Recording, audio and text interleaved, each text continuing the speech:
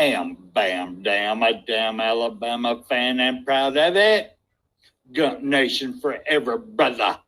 Namath again faking, quickly finds his target. Now cuts in. He's at the 40-yard line. He's at the 40. Quick drop throws in the end zone. Each number represents an expectation, a challenge that only a championship tradition can issue.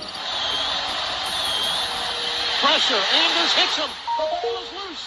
Alabama, here comes the heat. Cornelius Bennett.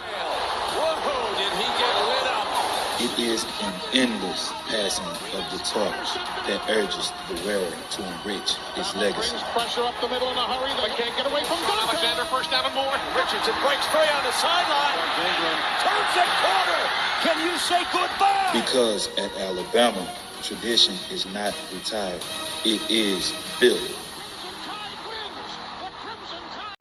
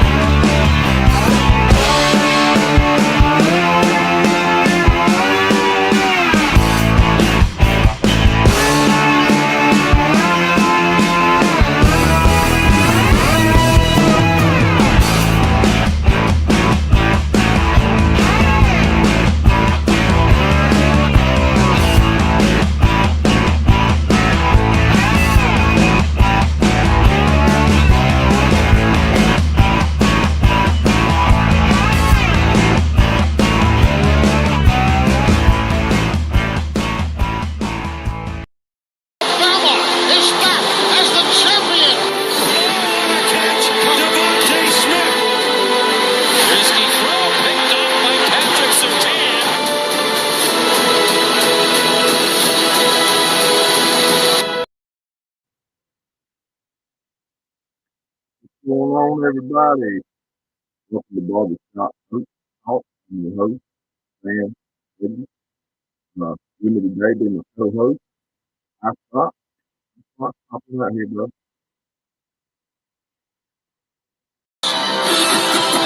Does put a smile on my face. Big up for it. Fires to the end zone.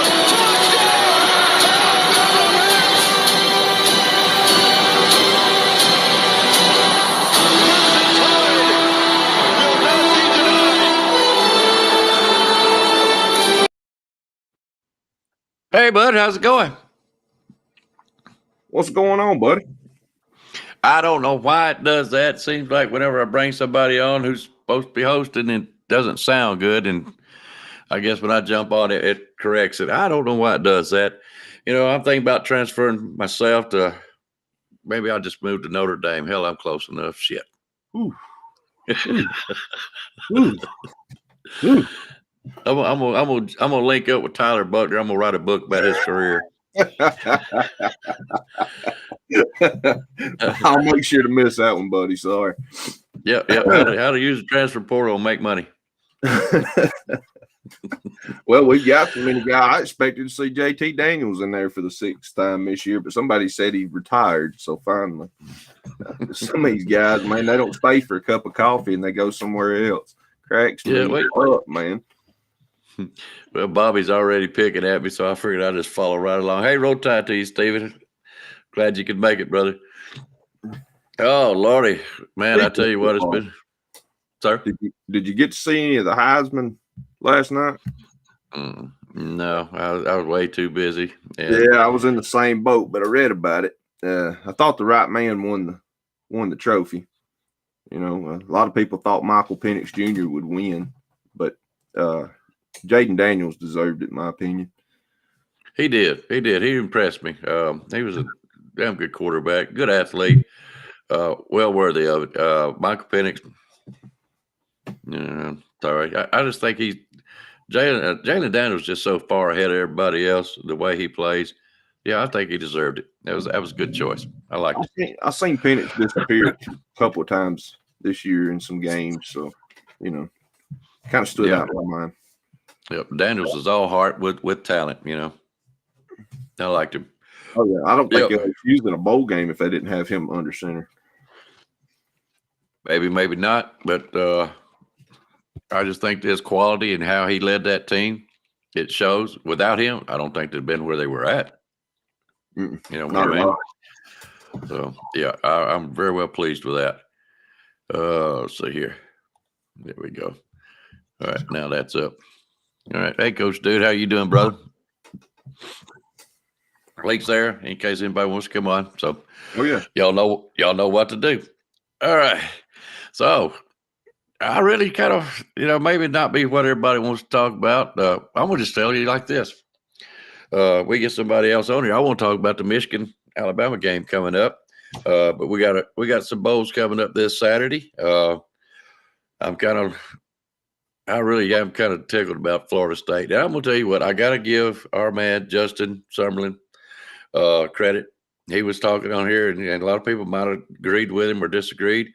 But he was talking about it would take us Florida State losing for Alabama to get into the playoffs. And, he was pretty dadgum close. They just played so bad in the last few games and losing their quarterbacks and such that they basically defeated themselves. And that's how we got in. That's the way I look at it. I still don't think, even if they had their top notch, that they're going to win it. I just don't believe it. I mean, any given Saturday, just like I know, teams show up, some teams don't, weird things happen. Overall, I think Georgia's the better team. I think they got more depth, better coaching. I'm not taking nothing away from what Florida State's coach has done. He's building that program in the right direction. I think they need to get out of the ACC personally for anybody to take them serious. But that's just my opinion. But anyway, I mean, but I don't like all this talk about, I seen an interviewer ask Kirby Smart if they were facing a hornet's nest in that bowl game. And basically what he said is, you don't think we don't have players that ain't disappointed too? We thought we belonged in too. So I don't like all that talk sometimes. Well, this team thought that. You're not better than the situation you're in. Now go out and dominate Georgia and we'll talk. If they go out and dominate Georgia, I'll say, you know what? Committee probably got it wrong in some spot, hoping it's Michigan. I'm hoping we take them to the woodshed and we can say, well, they didn't belong. 3 years in a row, one and done. But regardless, I feel like I think the opening lines, Georgia's like 14-point favorite right now. That's funny. I'll have to go more. It could very well, especially if they have some players I heard. Oh, really? Hey, morning time to you, Brittany B. Glad you could make it. Justin, we was just talking about you. Man, speak the devil's name, he shows up. Yeah. But yeah, I heard that Florida State was looking at trying to get over to the Big Ten because they don't. I look at it one or two ways. Either they don't want to be in the SEC, or the SEC don't want them. And when in the SEC, they're scared of the SEC. Sorry, my horse is over here barking at something. Would you quit? A grown puppy to really get things livened up in your household. But back in the day, and no disrespect to Bobby Bowden, because I thought a lot of Bobby Bowden, loved his interviews, loved his coaching style.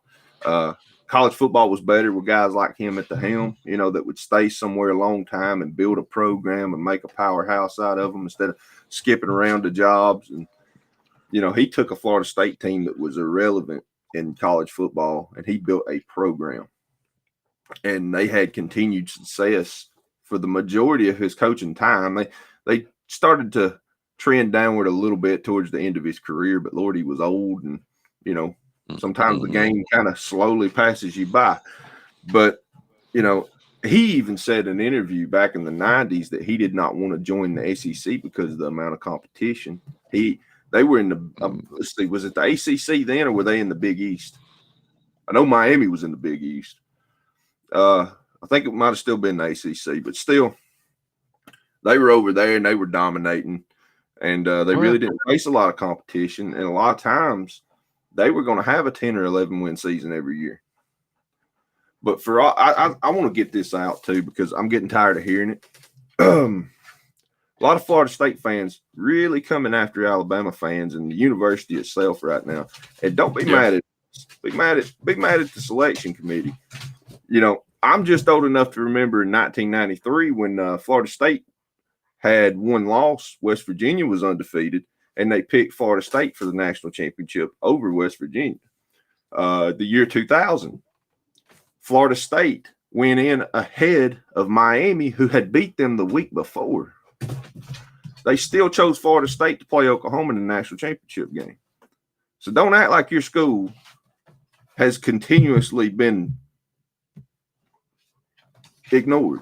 You know, you've had favoritism in your direction several times. Yeah.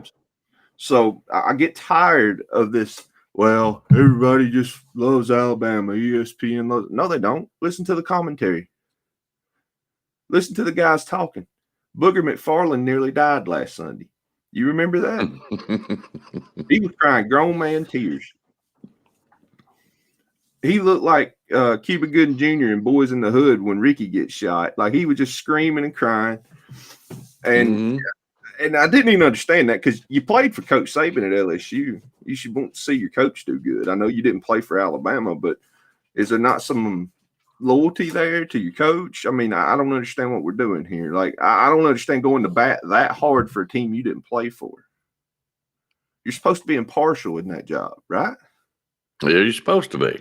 Yeah, I feel like Kirk Herbstreit, who played for Ohio State, I feel like he does a pretty good job of staying impartial. He'll give his opinion. You may not like that he picked against your team, but I don't think he does it just to spite a fan base. I think he does his job pretty well down the middle. A lot of people get exposed when stuff like this happens. It's just kind of funny to me. Yeah, they're all pissed off because they're not going, and that's okay. I still say again. Is Florida State? Florida State thinks they're bigger than what they really are. Sure, they're. You know, you're not quite the sister like Auburn is to Alabama to Florida, and you beat them. And people do like. I do. I like Florida State's way they're set up with the Seminoles and all the garb and all the fans. I do. I like Florida State. Yeah, got a great tradition that they've built over the last 40, 50 years. They got I love the mascot. I love Osceola running out there and throwing the spear down. Yeah. I mean, that's so cool, you know, unique to college football. You know, you just don't see that in a lot of other sports. Tradition and things like that and pageantry is what makes college football really the best sport to me of anything. But stop crying. Stop crying. I didn't root against Florida State. I hate they had a quarterback injury. I hate, you know, how some things played out, but stop crying. Like, we got grown men making videos right now crying about their team not getting in. Stop it. Like, you need to get a life, just to be honest with you. There's more important things than a team that you don't play for not making it to a playoff spot. We've been here before. I'm telling you right now, we were 2 minutes and 6 points away last year from being undefeated, and we would have gotten that playoff, and we would have beat, I know, 3 teams in it. Yeah. We may or may not have beat Georgia because Georgia was loaded. They were a good football team, but I'll never bet against the GOAT. You know, I like his chances of anybody in a one-on-one. But we could have wrecked shop in the playoffs last year too. TCU got in, lost the Big 12 championship to a team that we took behind the woodshed in the bowl game. So stop crying, people. Well, that to me was all set up because of the sign stealing that Michigan was doing. That's what screwed them over. Because TCU figured it out and changed up on them, went backwards on them. Yeah, because everybody's offended. Everybody's offended that TCU got in last year. And I'm like, why? They beat Michigan. Michigan's the pretenders here. I'm still not sold on them this year. I know you got to take your opponent seriously coming up, and they've done some things this year, and they're physical, and they've got some of the best offensive linemen in college football. But so does Georgia. And we still found a way to get the pass rush against them. I'd much rather play Michigan than Georgia. I think we're suited to beat the brakes off of them. I just really do. If Alabama shows up and plays the way I think they can play, I'm not worried about Michigan. And the fact that they got there behind all that scandal, they only had their coach about half the year. And, you know, but people always make fun of TCU and their playoff run because of the way Georgia beat them. But they did beat Michigan.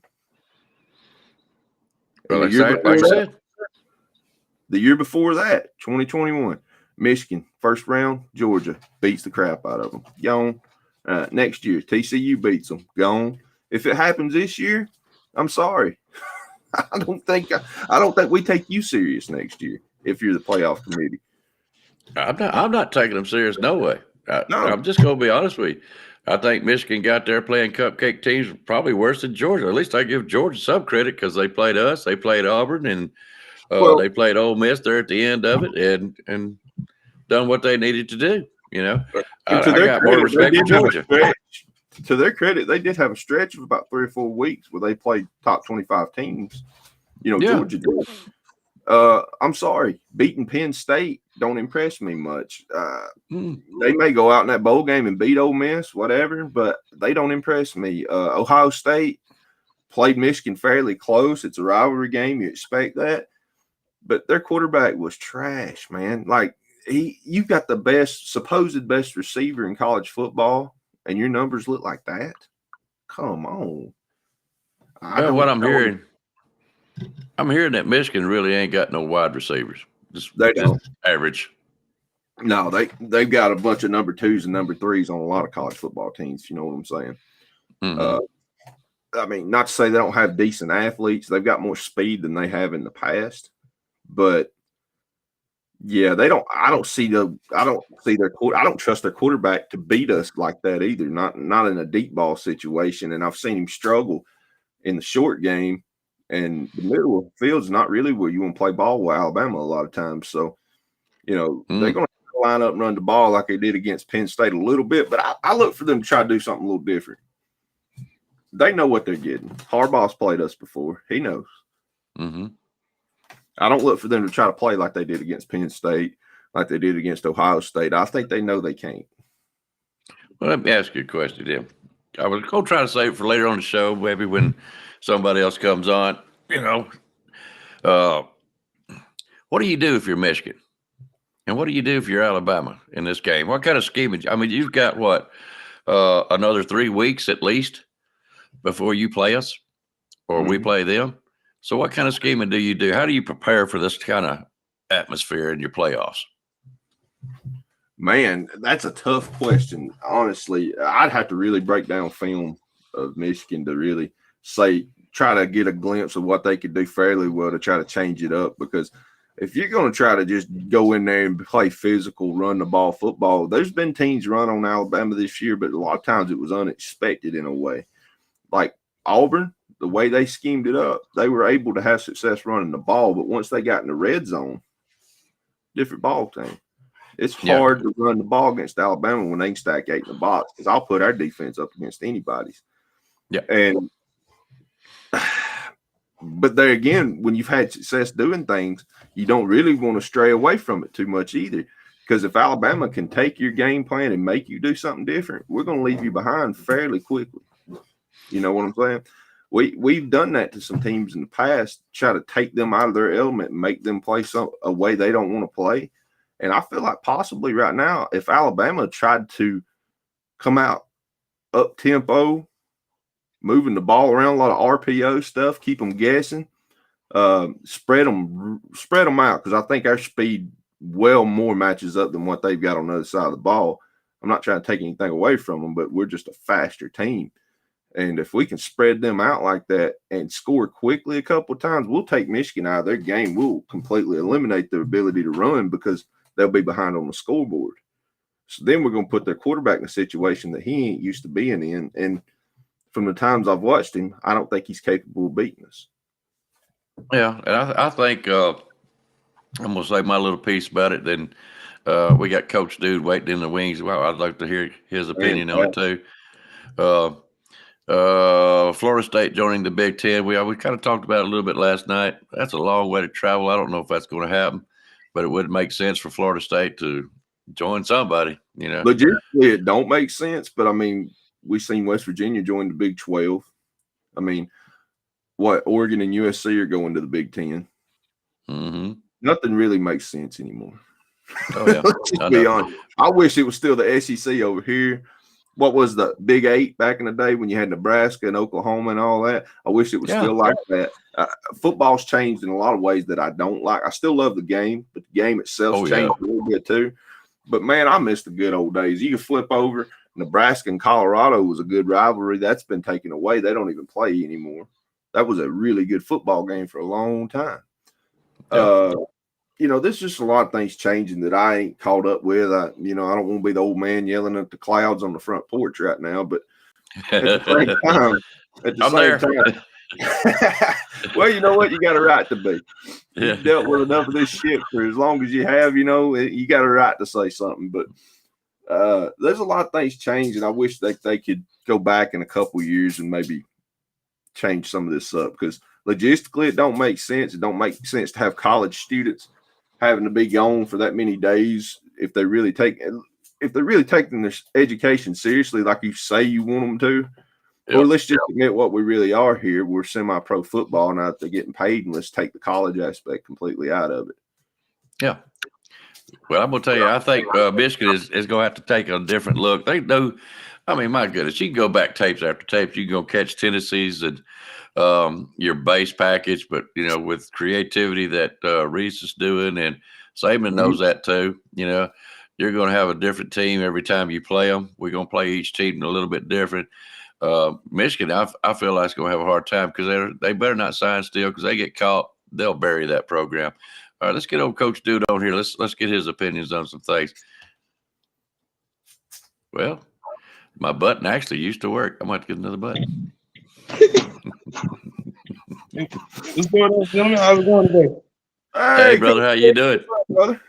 Can't complain, man. It's another day above the dirt, so can't complain. Can't complain at all. Heard that. Hey, I wanted to say, man, I'm with how college football is going. It is semi-pro. If you look at it like with the NIL deals and things like that, and with the pay-for-play, and with all these different schools trying to jump into different conferences for money's wise, it's not competition, it's money. Just think about it like that. It's but I mean, just think about it like this: does it take the competition away? No, it don't.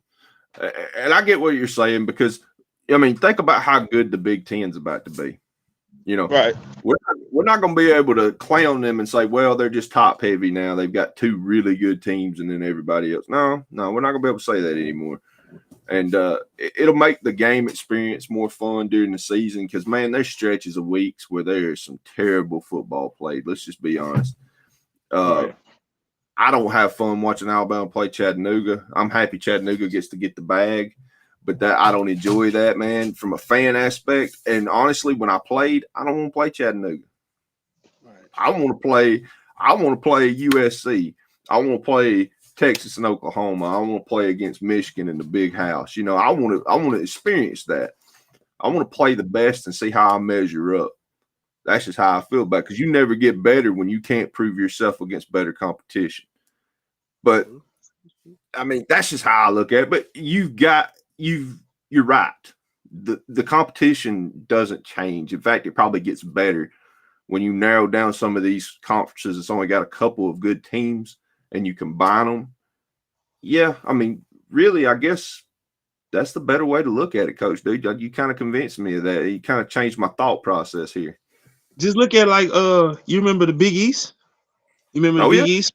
When they had Miami, Miami just dominated the Big East. So Big East, if it wasn't for Miami, they dissolved, because when Miami left, the conference dissolved, basically. It was more of a basketball conference. But sometimes that does destroy conferences, because you look at it like with the Big East. And hell, look at the ACC, with how those schools have left the program, left there, and the conference kind of just changed.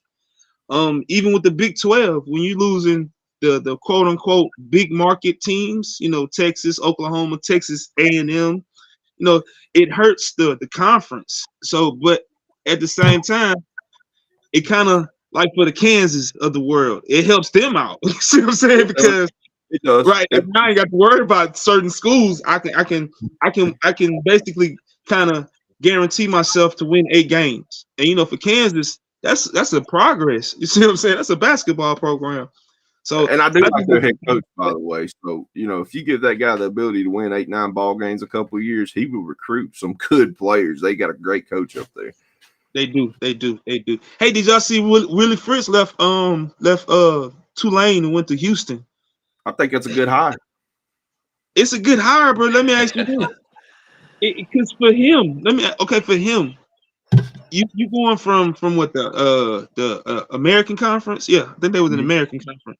You go from the American Conference where you're the cream of the crop. You top dog, and you battling for the playoff spots. Because now he leaving, going to Houston. That kind of quote unquote maybe guaranteed playoff spot is gone now. I'm looking at. I understand with the monies, I do, but to me, sometimes them lateral moves they don't pan out. And I agree with you because I've been a spoken fan of Willie Taggart on this show ever since we started doing this show. I like what he does. I've followed his career. I've seen what he's done at Division II level. I've watched him build programs at several places, and I think he's that kind of guy. I mean, look what he's done with Tulane. They're consistent top 25 football team. They're really a football team that some of the bigger powerhouses used to schedule Tulane. Now they kind of think about it a little different. You're going to get a ball game out of them. And it kind of looks like a step back to me a little bit as far as moving to Houston from what you've built for Tulane. You're going to have to build Houston now to try to match that level that you had Tulane at. Now, from the Houston side of it, great hire. I mean, you're bringing a guy in, you're in Texas. We all know money rolls around Texas. Houston has the ability to get good players sometimes, even when they don't.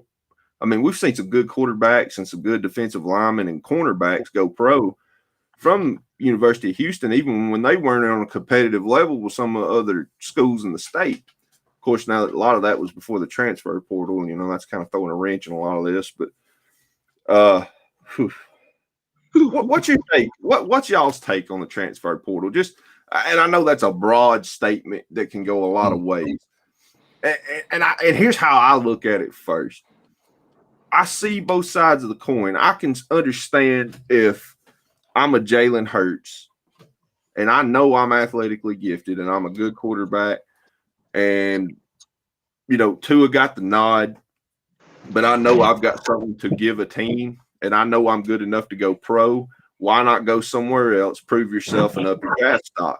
So in that aspect, I get it, because Alabama's been in those weird situations where some years we've had quarterback depth that we had 3 guys that end up starting in the NFL.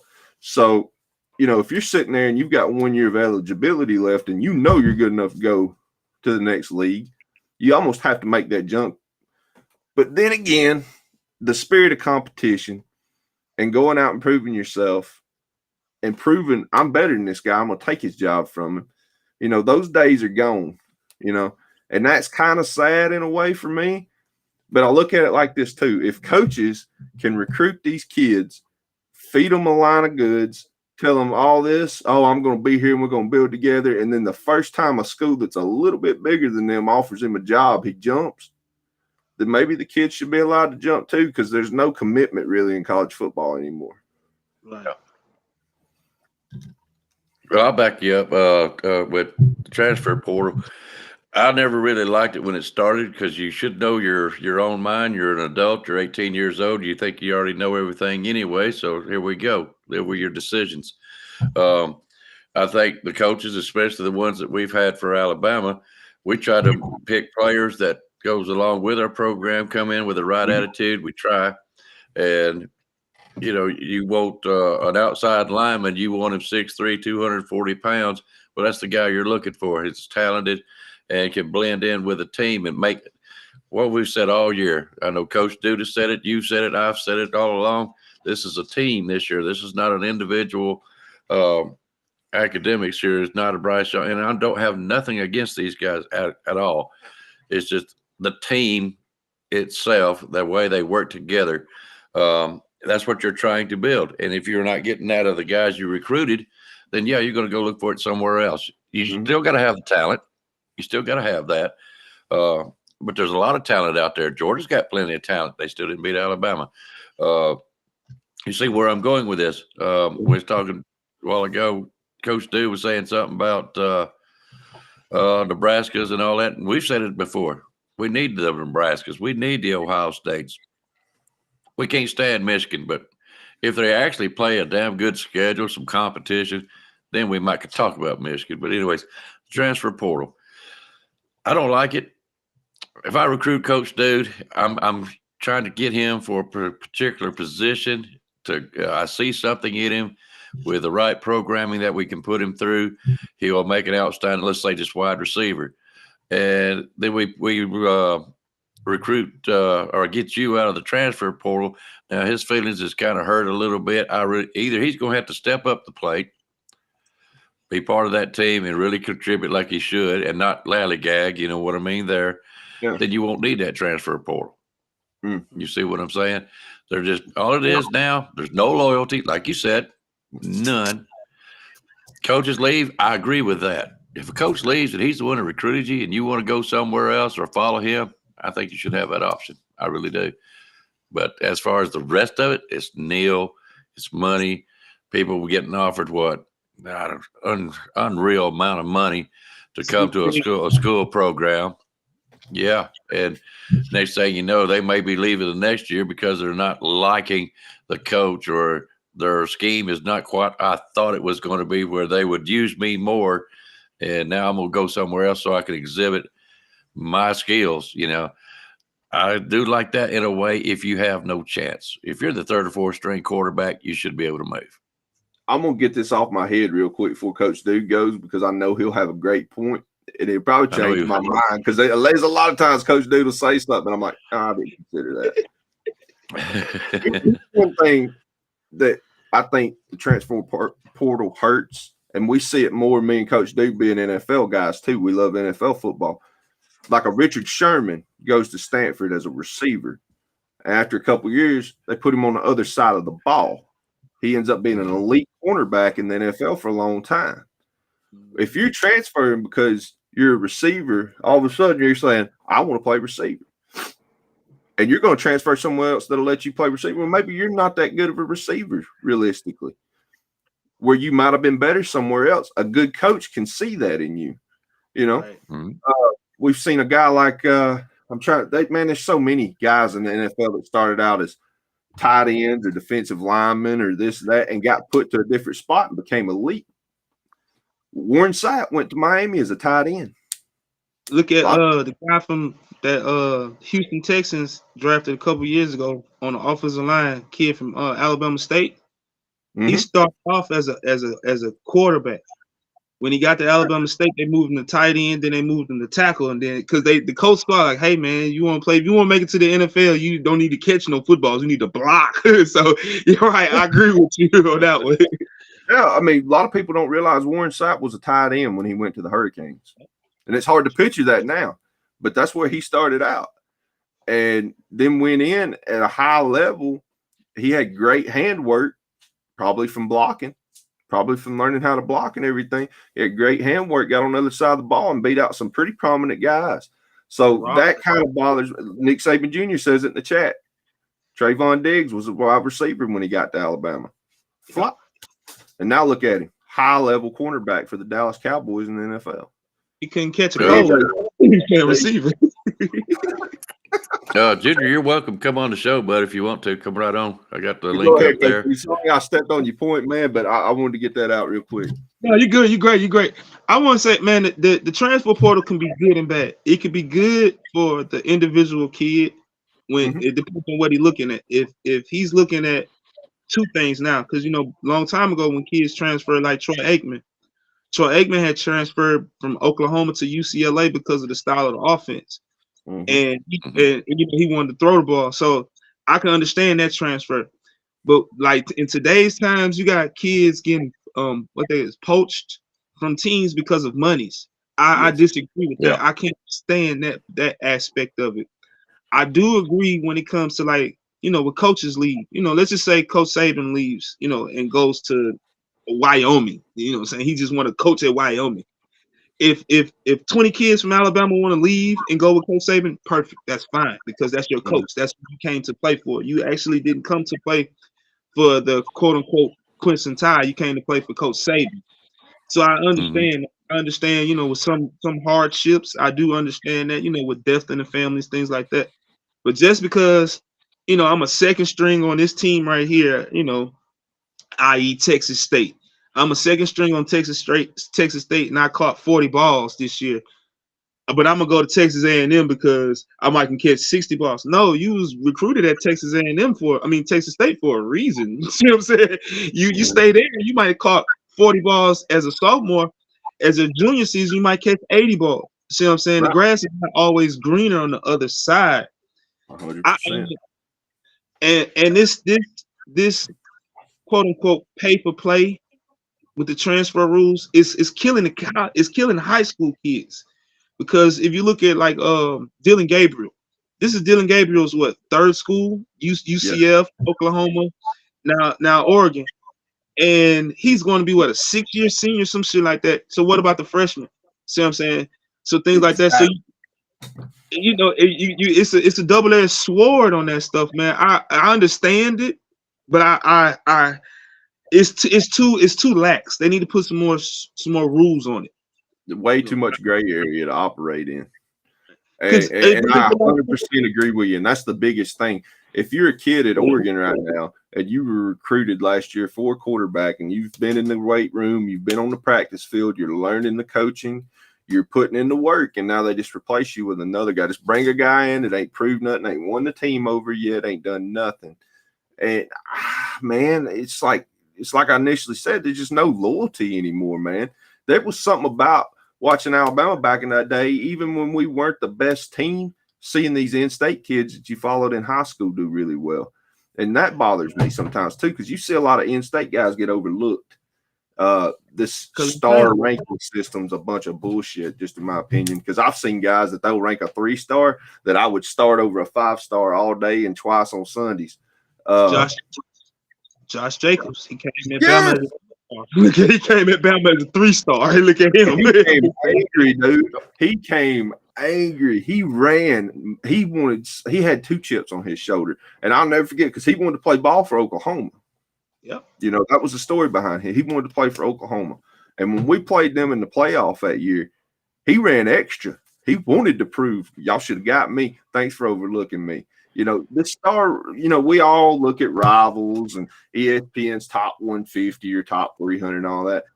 What does your eyes tell you with some of these guys, though? And I'm not saying I'm an expert. Ain't nobody paying me for my analysis. But see, Van, I'm going to tell you why. It ain't the same for all these guys. You know what I'm saying? But Van, I'm going to tell you one of the reasons why, too.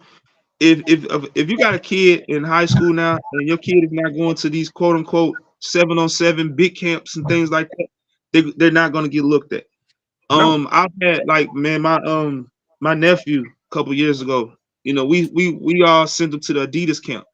We was trying to send him to different places because we was telling him, hey man, that's the only way you're going to get any type of looks at all nowadays, because I don't see recruiters that much being at high school games like they used to. Everything is digital now. Everything is, online and stuff like that.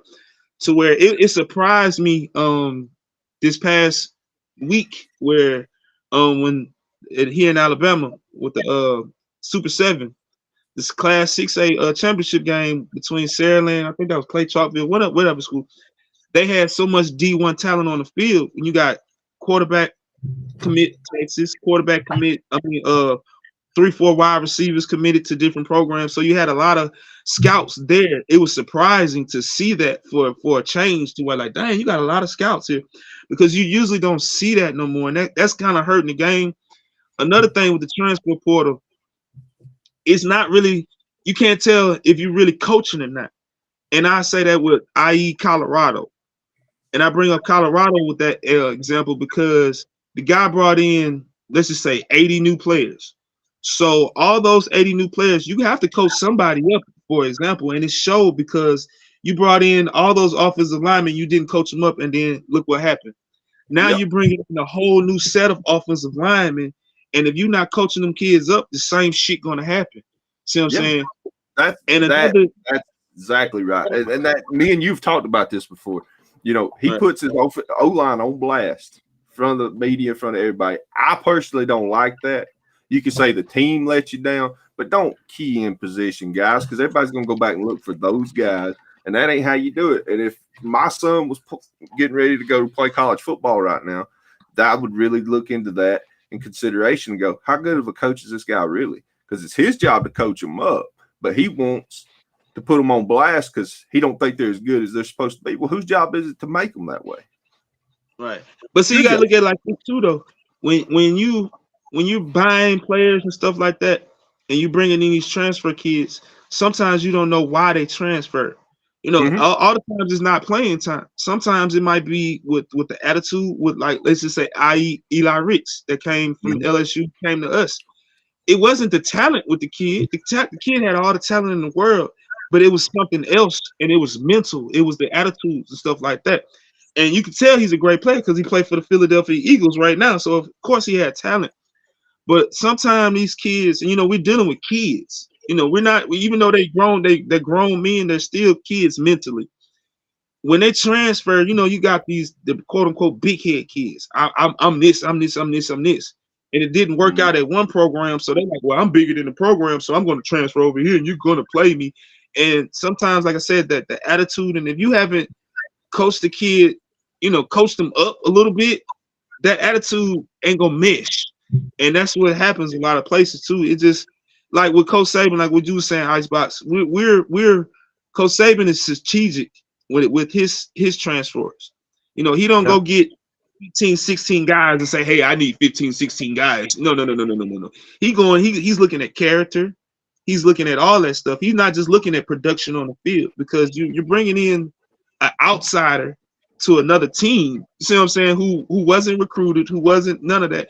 So it's a lot of elements that go into it. Like I said, one thing I don't agree with this guy dang on extra years of eligibility. Man, these kids are getting 6, 7, 9, damn 10 years to play fucking college football. Hey man, what the? I just get to my nerves. Hey, look, I got one thought, and then I'm gonna step out and get Junior back in here. What do you think about a guy that's doing good, say in the JUCO level, Alabama State level, maybe even let's say a Florida State type deal, and he's doing okay? You know what I'm saying? Let's say like he's a wide receiver, he's catching, like you said, 40 passes, whatever. And he really feels like the competition is better, say, over at Georgia, Texas, Alabama, well, maybe even a Michigan or something like that. Do you have a problem with him transferring to improve his skills at a better college that he feels like it fits his programming, to get his draft stock up, or maybe to improve himself in a competition? Do you have a problem with that? I don't. And let me tell you why. If this kid played for a good coach, for a good coach, and you can get down and really talk to him, find out why the kid ended up at the JUCO level. Was it his grades? Was he in trouble off the field? Was it his attitude, like Coach Dude alluded to? And how has that improved in his time there? If you've got an honest coach, he'll tell you that. And then you can bring that kid to another level where he was supposed to be originally, and he's improved and he's earned it, and bring him into a team and let him grind and show out and hopefully get to the next level and get the bag. I don't have a problem with that. What do you think? Okay. I'm gonna use Jimmy Horn Jr., Colorado wide receiver, for example. Jimmy Horn Jr. was catching more passes and balls down in South Florida than he did when he got up there to Colorado, and it kind of exposed him a little bit. Sometimes, like I was saying, sometimes the grass is not greener. I understand, and I totally understand a business decision. You know what I'm saying? Like, hey, if I can, like the kid from Missouri, the running back who transferred from that small ass school and transferred to Missouri, it helped him out. So sometimes I agree, because like I said, with the kid from Missouri, that put him on the map. That got him lots of monies, from NIL. Plus, he will get a shot in the NFL next year. So his transfer was great. But like when I was using Jimmy Horn, for example, to me, he drank the Kool-Aid, looking at the hype, looking at, ooh, this is a bigger program type thing. Whereas in You know, the NFL, if they want you, they can find you. You know, if they really like you and you really can produce, they will find you. Look at Cooper Kupp. Look at the other guy. That was playing. I can't even think. He got a funny name for the Rams. I never heard of him in college until he gets to the pros. He's like, damn, what school he went to? You see what I'm saying? So if they want you, they'll find you. You see what I'm saying? But I do understand, with kids transferring up. I understand it, but it just depends on the business decision for the kid and their family. Now, one thing though, man, I can say this: it's on why the kids transfer. I don't agree with kids transferring for monies. That I don't. No. I don't. I understand it's a part of the game. I understand that, but if like the kid from Washington State, he's leaving Washington State because another program want to pay him $1 million to come. Hey man, who's to say that program that you go to is not going to have let you have free reign like you did at Washington State? See what I'm saying? Things like that. So, that's why I say that's a double-edged sword. You know what I'm saying? Yeah. It just depends I totally agree.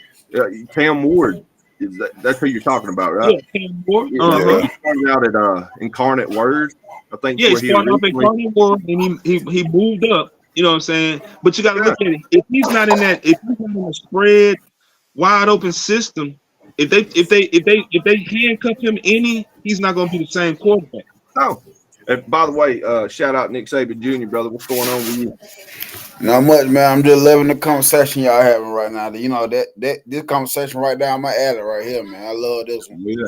Well, jump in there, brother. What's your thoughts on the transfer portal? What do you think they should do different? What do you like about it?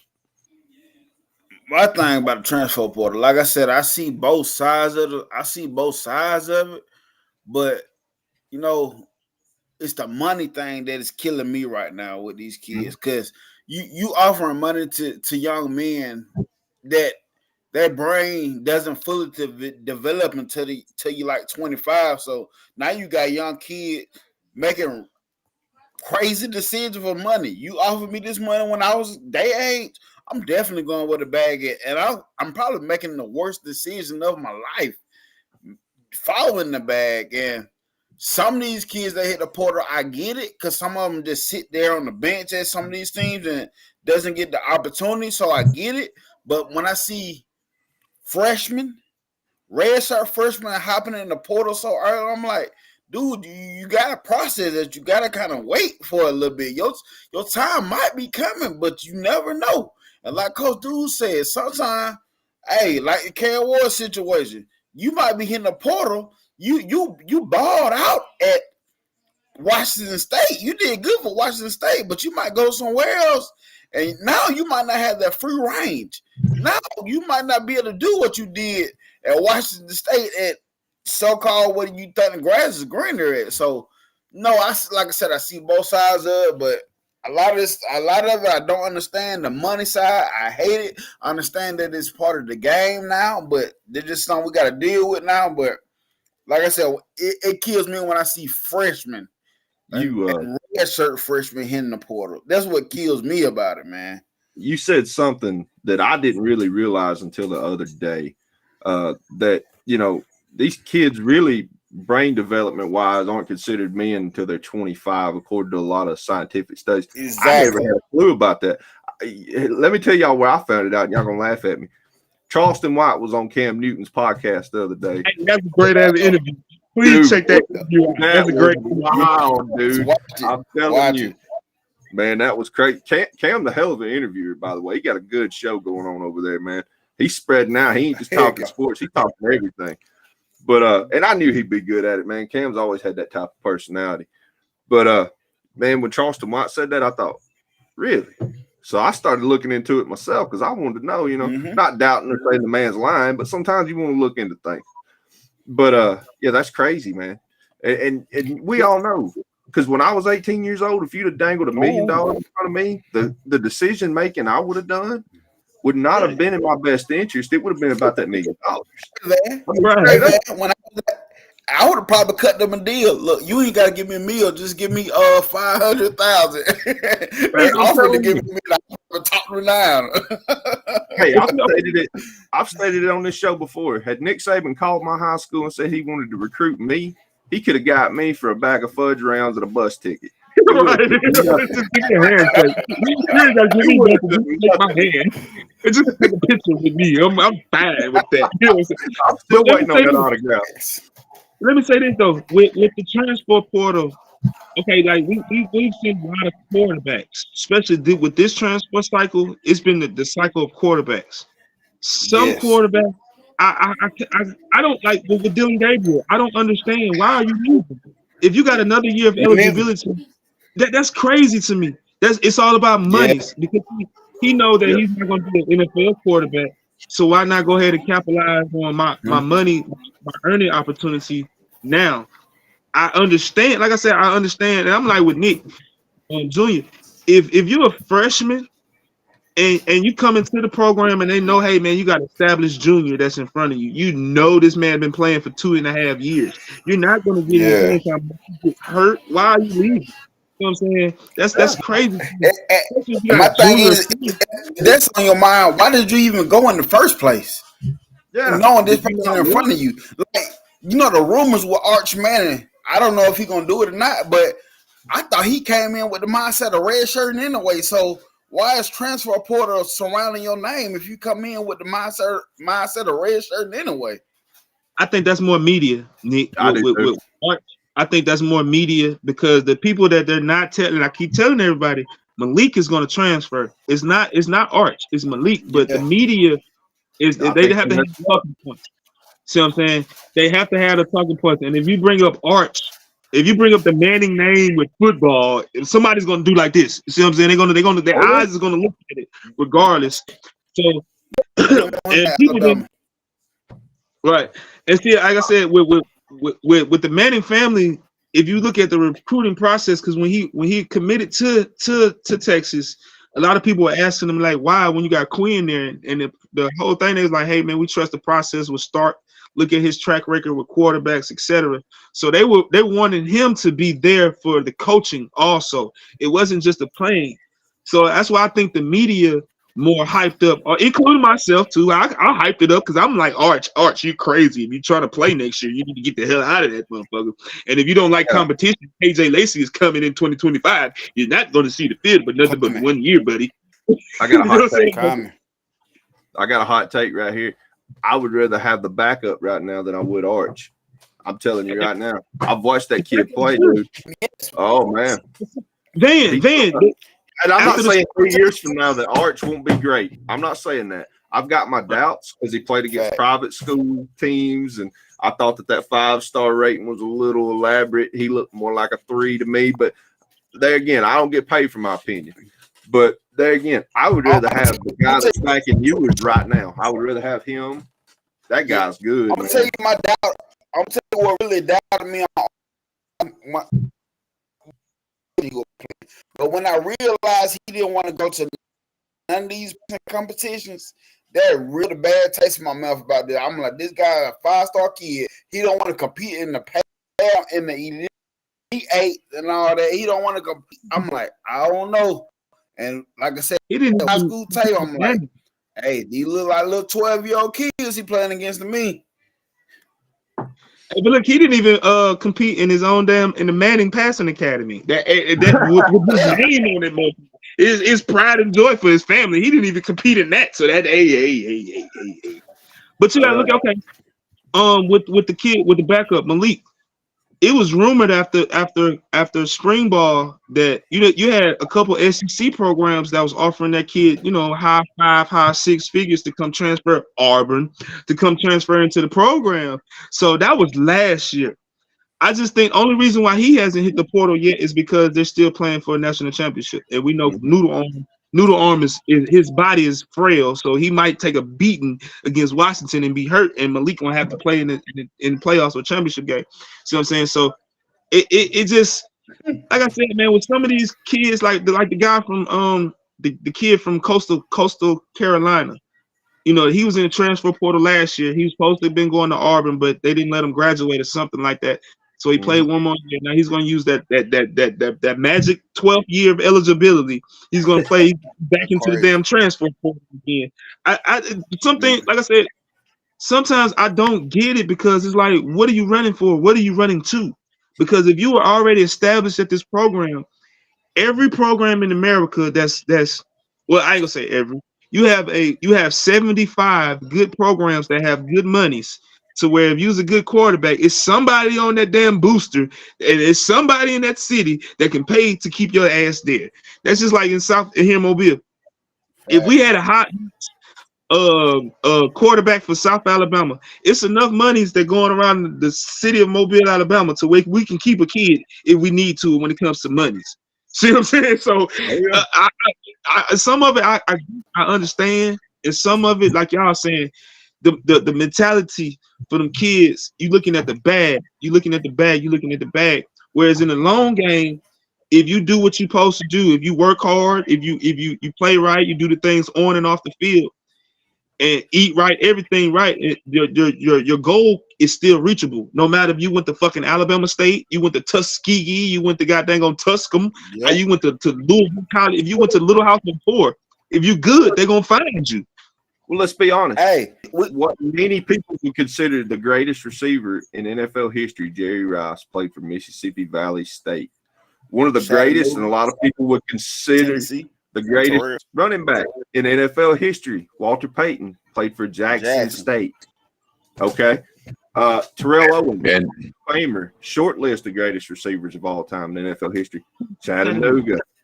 That's what I'm saying. If you're good, they'll find you. You may not go in the first round. You may not get that good rookie contract, but by that second contract, if you're good enough, you're going to get paid all you want. But don't forget John Stallworth with Alabama A&M too. Oh, definitely John Stallworth. Yeah, you can't back in the day. How many rings did the Steelers? 4? Then you gotta look at it like this too, though. If for the the 3rd, 4th, 5th, 6th round guys, their contract actually they can get into their 2nd and 3rd contract faster than the 1st round guys. See what I'm saying? So if I'm drafted in the 4th round and I produce, okay, let's just use Jalen Hurts for example. Jalen Hurts was able to get that record contract before everybody else because of his draft slot. See what I'm saying? Now, if he was drafted in the 1st round, he wouldn't been able to sign that contract right then and there. See what I'm saying? So that's why I said if you're good and you do the right things, you'll make your money on the back end, and your back end money will be way more money than what you make on the front end. But a lot of guys don't think like that. Everybody think of what's right now, what's right here, what's right here, instead of the long game. Yeah, instant gratification. Nobody thinks down the road, you know. Let me ask a question. I heard, and I ain't gonna try to remember the guy's name, but he was wanting so much money in nil money, plus he was wanting something like $400,000 for every tackle he made. That to me is not football. That's what I heard. I'd tell him to walk to his hat floats. I asked, does he have a girlfriend that needs a college education too?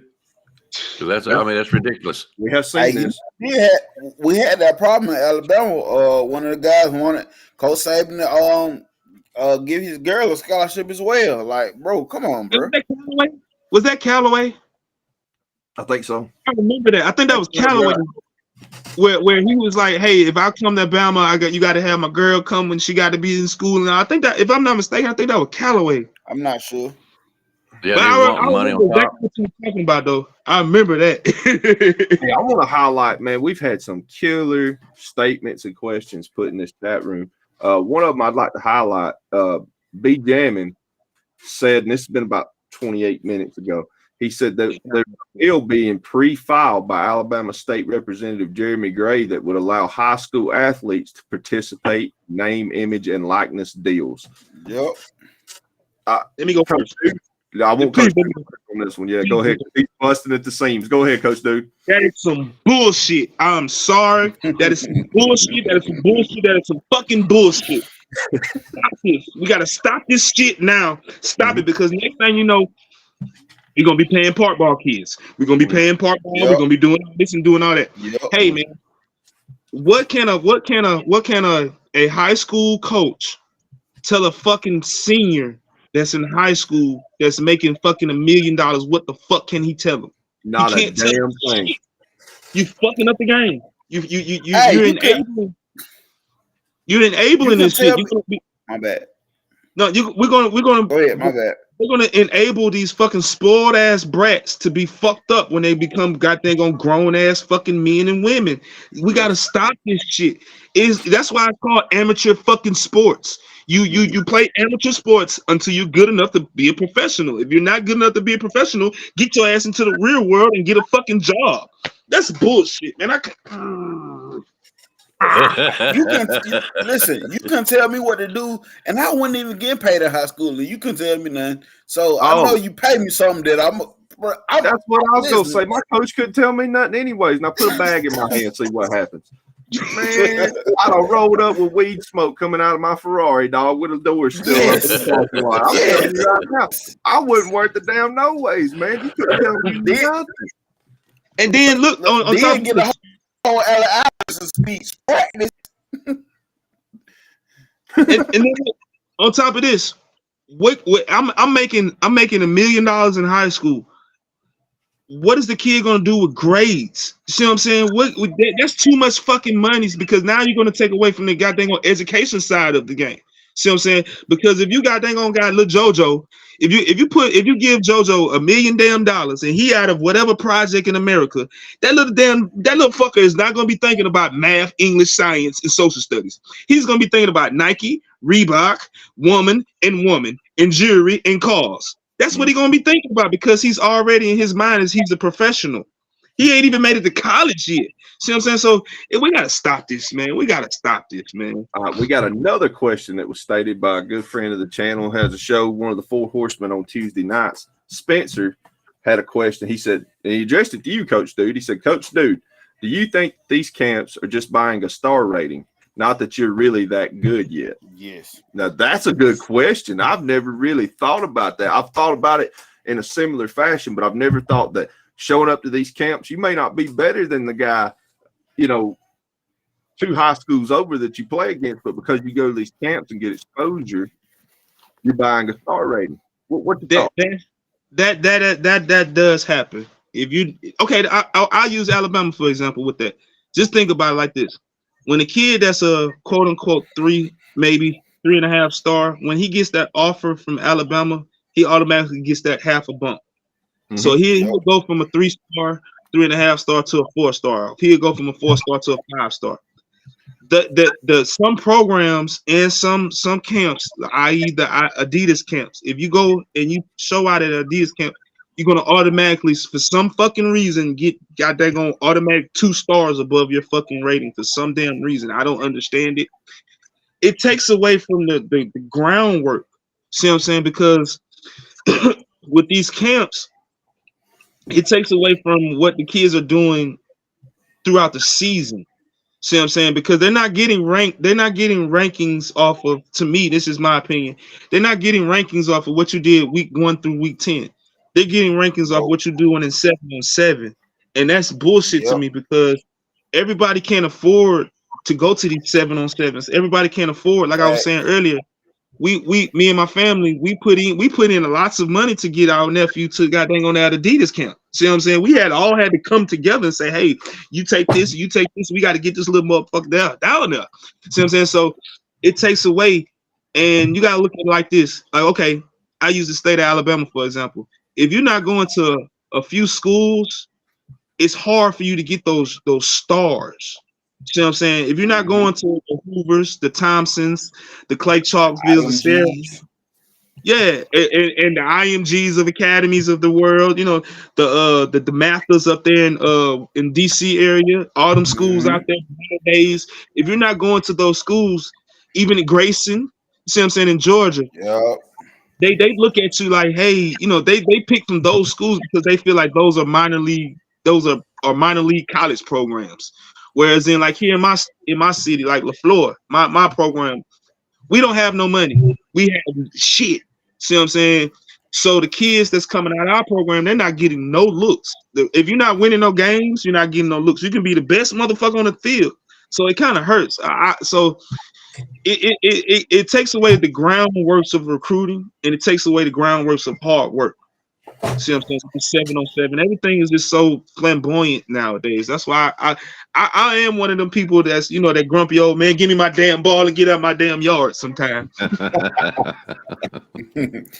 but I've been saying it for a while, man, because I'm right here in Central Phoenix City. And I've seen kids get offered scholarships. We got dogs that come from the area, but I've seen kids get offered scholarships. The dude ain't like that. I'm watching the man on Friday night. He is not like that. But what you find out is he at these camps and he a big motherfucker. He at these camps and he a big motherfucker. Therefore, he'll get the Alabama scholarships. He'll get the big time scholarships. But when you on Friday, you be like, this dude look lost. What the f he doing on the field? Like he's one. I seen it. And I've been saying it for years. And see, I'm gonna say this too though. That 7-on-7, it ain't nothing but a baby combine. It ain't nothing but the underwear Olympics.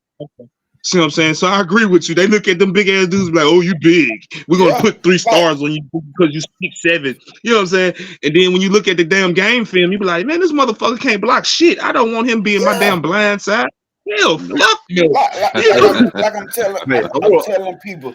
I tell kids now, I say it's sad to say it, but all you got to do is be a good camper. You ain't got to be a good football player. To be a good camper. If you do drills good and shit, you go to these camps, you straight. I hate to say the truth like that, but it's true. Just be a good camper. We in the NFL. Yeah. What world does Anthony Richardson deserve to be a top 5 pick? Dude, how's our future 5-star kicker? Is he doing all right? Yeah, he doing all right. All right, one serious question. Tom Brady put in there said this will hurt the NFL in the long run. Going to see less developed players. I think he's on something there myself. We've already seen it. We see the departure already. Yep. How about this right here? That's the crazy thing. I was just going to say that's the crazy thing. It's the crazy take right here. Tom Reed, damn good point. I think we've been seeing it for a while and didn't know exactly what it was. Because sometimes when you're a fan of something, you don't want to look at it in a negative light. But I've had it thrown in my face a lot this year and realizing the NFL's taking a step backwards in a lot of ways. The product's hurting right now. Yes. And people don't see it. When you've got Joe Burrow, who I think is a great quarterback, but when he can be hurt and Jake Browning can come in and put in similar numbers, there's something wrong. How are these backups coming in putting up numbers like you've never seen this when I was a kid? Now, there was quarterbacks that were famous for being great backups. Don Strock at Miami. I don't know if y'all remember him or not. Played for the Dolphins. He backed up Bob Greasy, and he ended up backing up Dan Marino. Dan Marino said he helped his career even though he come in throwing hot. He said he taught him a lot about how to read a defense, how to take care of his money, things off the field. You know, he was a lifetime backup quarterback, but he had knowledge and could come in there and play the game if needed. We're seeing guys coming in right now for the Browns and putting up numbers. I mean, dude, I'm not trying to highlight your team, Coach, dude. That wasn't personal, I promise. We know about our quarterbacks this year, though, so hey. When Joe Flacco can come in off the street looking like, Bert and Ernie from the Sesame Street, when he could come on and come in there and play halfway well, something's wrong. I'm sorry. There was look at what he did with the Jets. Look at what he did with the Jets last year. He was trash. Look at the Raiders, man. They've had a rotating assembly of quarterbacks this year, and all of them have played fairly well. But what do you think? Jets, no. Yeah, well, yeah, I was gonna say the Jets, but no. Yeah, Wolf Hunter, Zach Wilson, he ain't get it done like that, man. Hey, but it's like last week, when Sunshine got hurt. When Sunshine got hurt and they brought in Beckel, it's like, damn, that shit didn't change at all. No. But then I'm with you. The damn. That's why I like college more, man, because the NFL game for me, it has been taking a downturn for a couple years. For a couple years, it has, because they always have those quote unquote franchises that they want to win, and then those franchises are kind of starting to do this a little bit. You know what I'm saying? So with those like Kansas City, even though they winning, they still kind of And it's something about the game, and that's something I don't understand because the college football to me has been the level of football has been the best it has been in a long time. So if college football is getting better and better and better with the quality of play and everything like that, why the fuck the pros is not doing that too? But then we got think about it. Back in the day, pro football used to dictate what college did.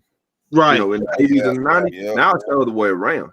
Now we're bringing in gimmicky systems and stuff that once defensive coordinators get 12 weeks of tape on it, they shut it down.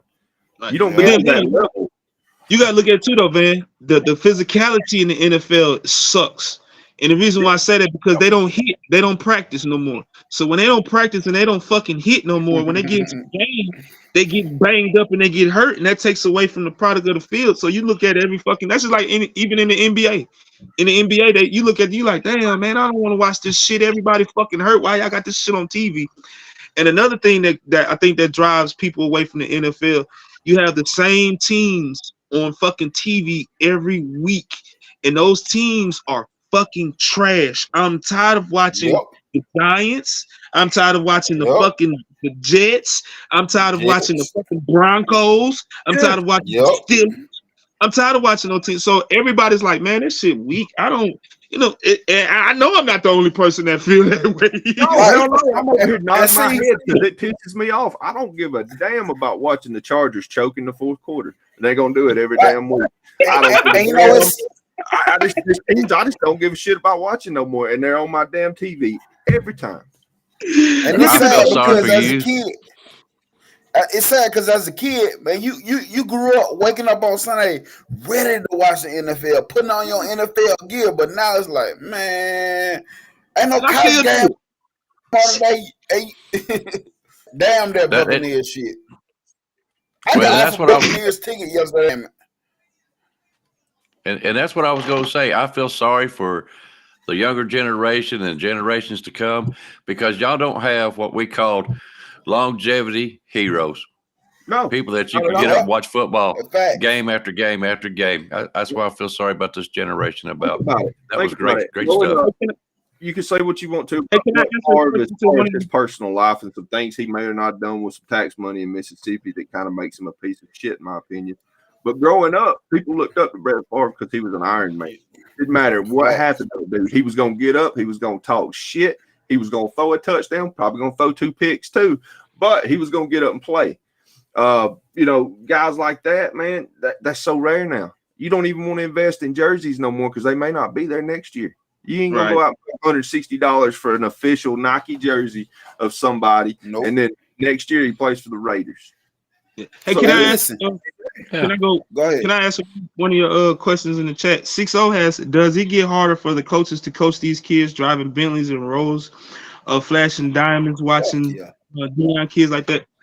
Man, it's hard for coaches, period. Now, if you're a real coach and you're really dedicated to the game and you really love the game like that, it's hard for us because of the attitudes kids have nowadays. This everybody is patting these little motherfuckers on the back, no matter from all the way up to college, no matter what. And okay, for example, that the pay for play, the pay. If you look at it and think about it, a lot of kids have been getting paid for touchdowns and tackles and shit all their lives. See what I'm saying? So a lot of that stuff has been happening for the get-go, but it fucks up the child because I've seen kids, like I had a kid this year. Man, when he was distraught, if he get the ball and he didn't score every time because his dad told him, hey, I'm giving you $100 every touchdown. So every time he get the ball, he's trying everything he can to get the fucking touchdown. So I had to be a coach. I had to stop giving him the ball. I had to say, hey, man, you hurt my damn team. I don't give a fuck about your damn $100 with you and your daddy. What the fuck y'all got going on? I'm trying to win a damn football game. So saying you have we not seeing that at every level of life, though. Think about it. We see guys out in the workforce right now that cannot just go out and do their job without having an attaboy or a pat on the back or a bone and this and that. Man, this is the world we live in right now. Like, our entire mentality has changed. I see it.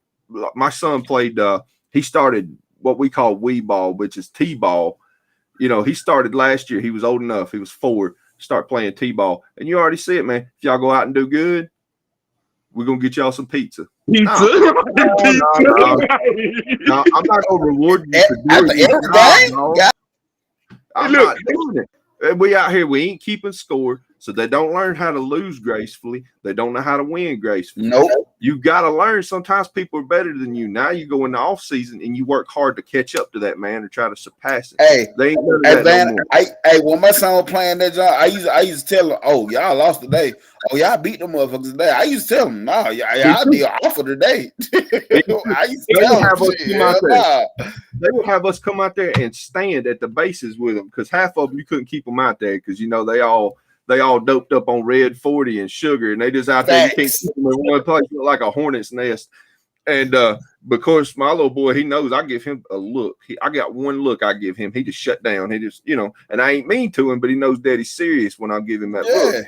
And but you know something, the participation trophies. That's what fucked up everything. Fuck that. Hey, if you fucking lost, you don't get shit. You try again next time. But the damn world is so soft now, man. The world, the United States, we fucking is so soft to where we reward failures. We reward that shit so much. That's just like in my house.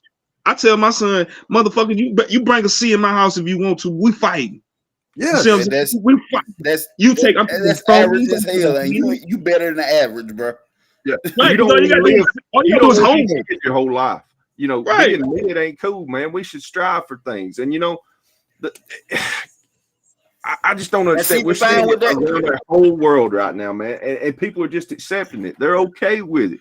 I seen a guy getting on to his son at Walmart one day. He wouldn't punch him in the face or nothing. He was telling him, the way you was acting out there ain't no good. Let me tell you what, we're gonna sit down, we're gonna talk about this. And a woman went by and goes, "Go easy on that baby." And I thought that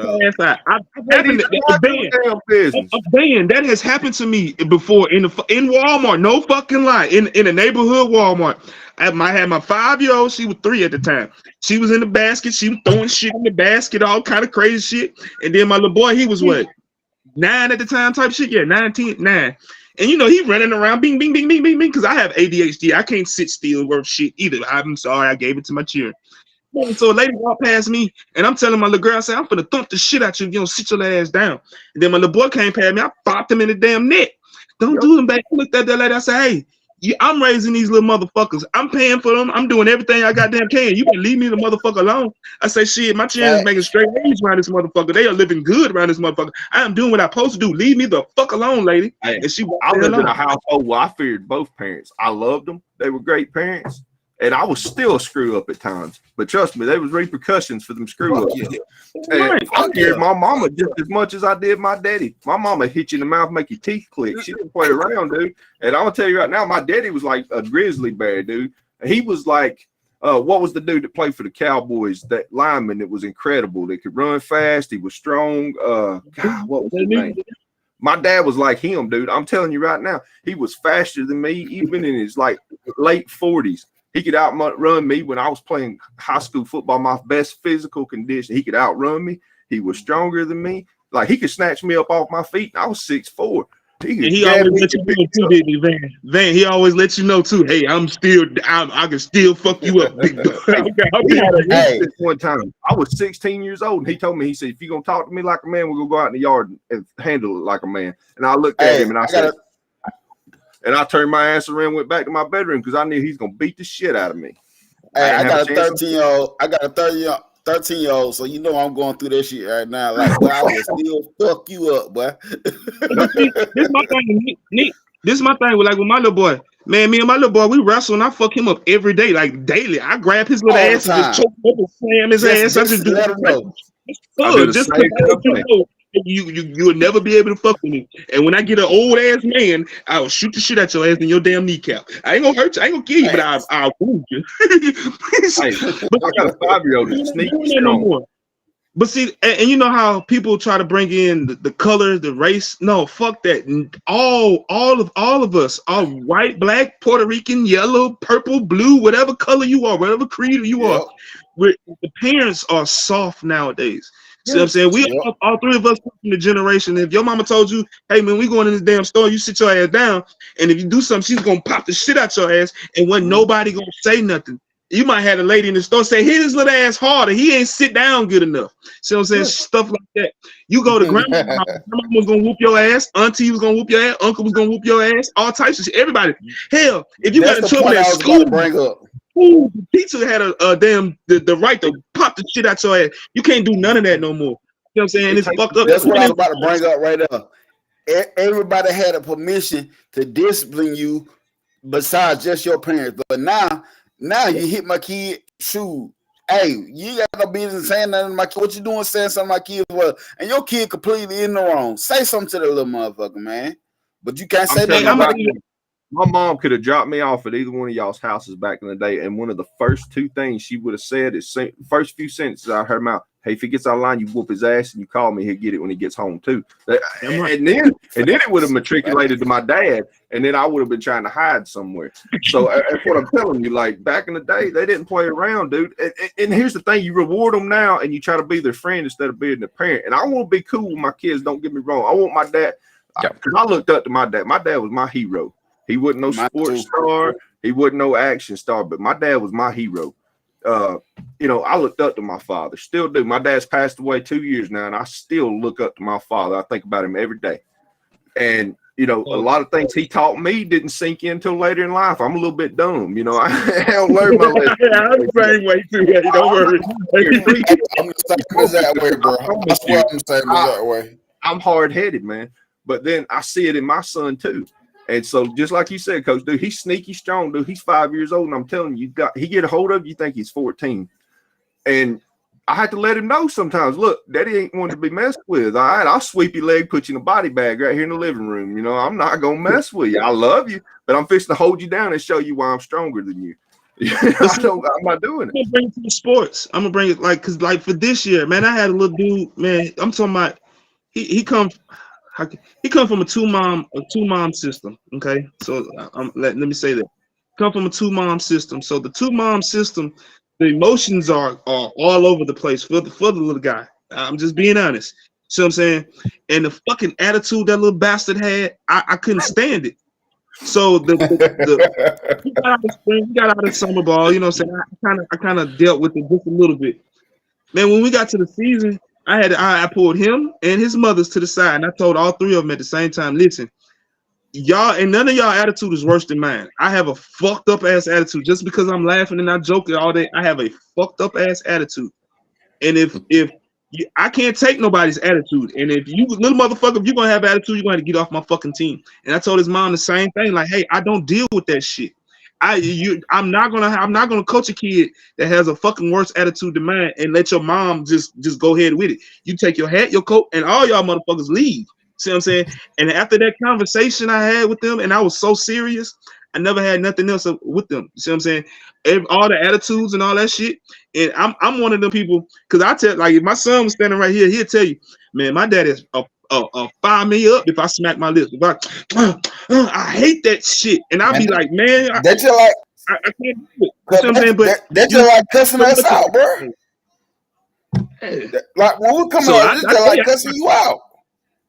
Right, man, what the fuck you doing that for? You all right? Let me put your breathing off. Let me take your breath. Let me see how you breathing, because you're huffing and puffing like something wrong with you. You see what I'm saying? And my thing is, a lot of, like, with coaches, a lot of parents don't understand. Hey, man, that coach is that disciplined figure for these kids, because a lot of kids, and I'm gonna bring myself to the example, because I like to put myself in things. I was one of them single parent kids. See what I'm saying? And my mom wasn't the best mom. She kind of got caught up in the streets a little bit. So a lot of stuff I learned from my uncles and off the streets. See what I'm saying?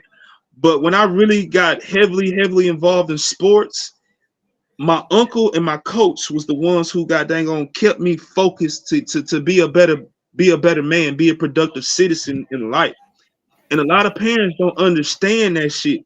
A lot of coaches don't understand, like, hey, we're serving a purpose and doing something that we probably don't understand. See what I'm saying? That's why I go so hard. That's why I do And if a lot of coaches would do that, because of the trials and tribulations that society has, because like I said earlier, I don't like to bring race, because everybody, white, black, Puerto Rican, all that stuff, we all go through the same shit. You have single fucking parents that are white, you have single parents that are Mexican. So I don't do the race shit. See what I'm saying?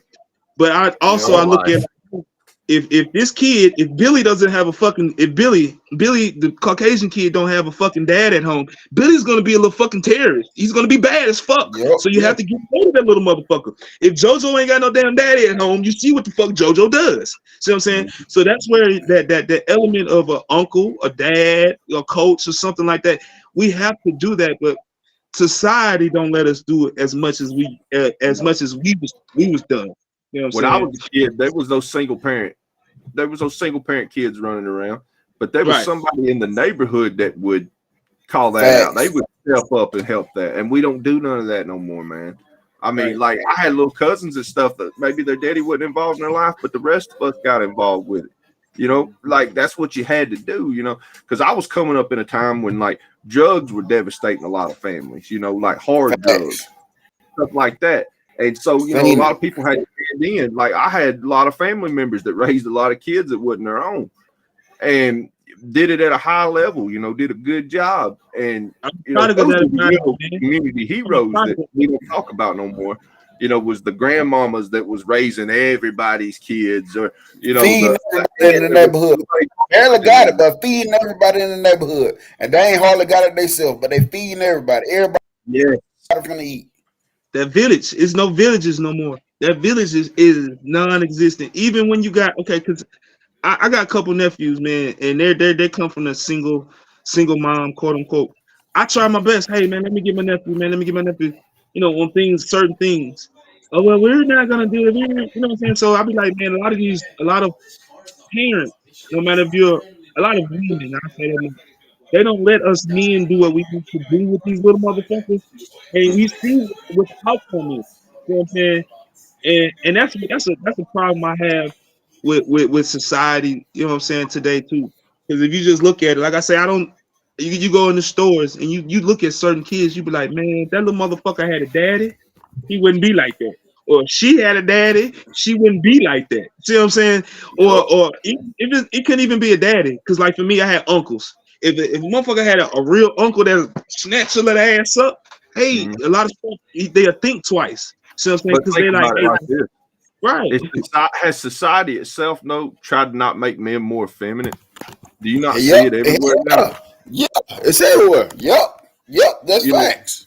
We used to look up to strong men, you know, especially as guys growing up. They would take charge in any situation. And now you can walk through Walmart, dude, and you can tell who runs every relationship. The woman's stronger than the man. She got more guts.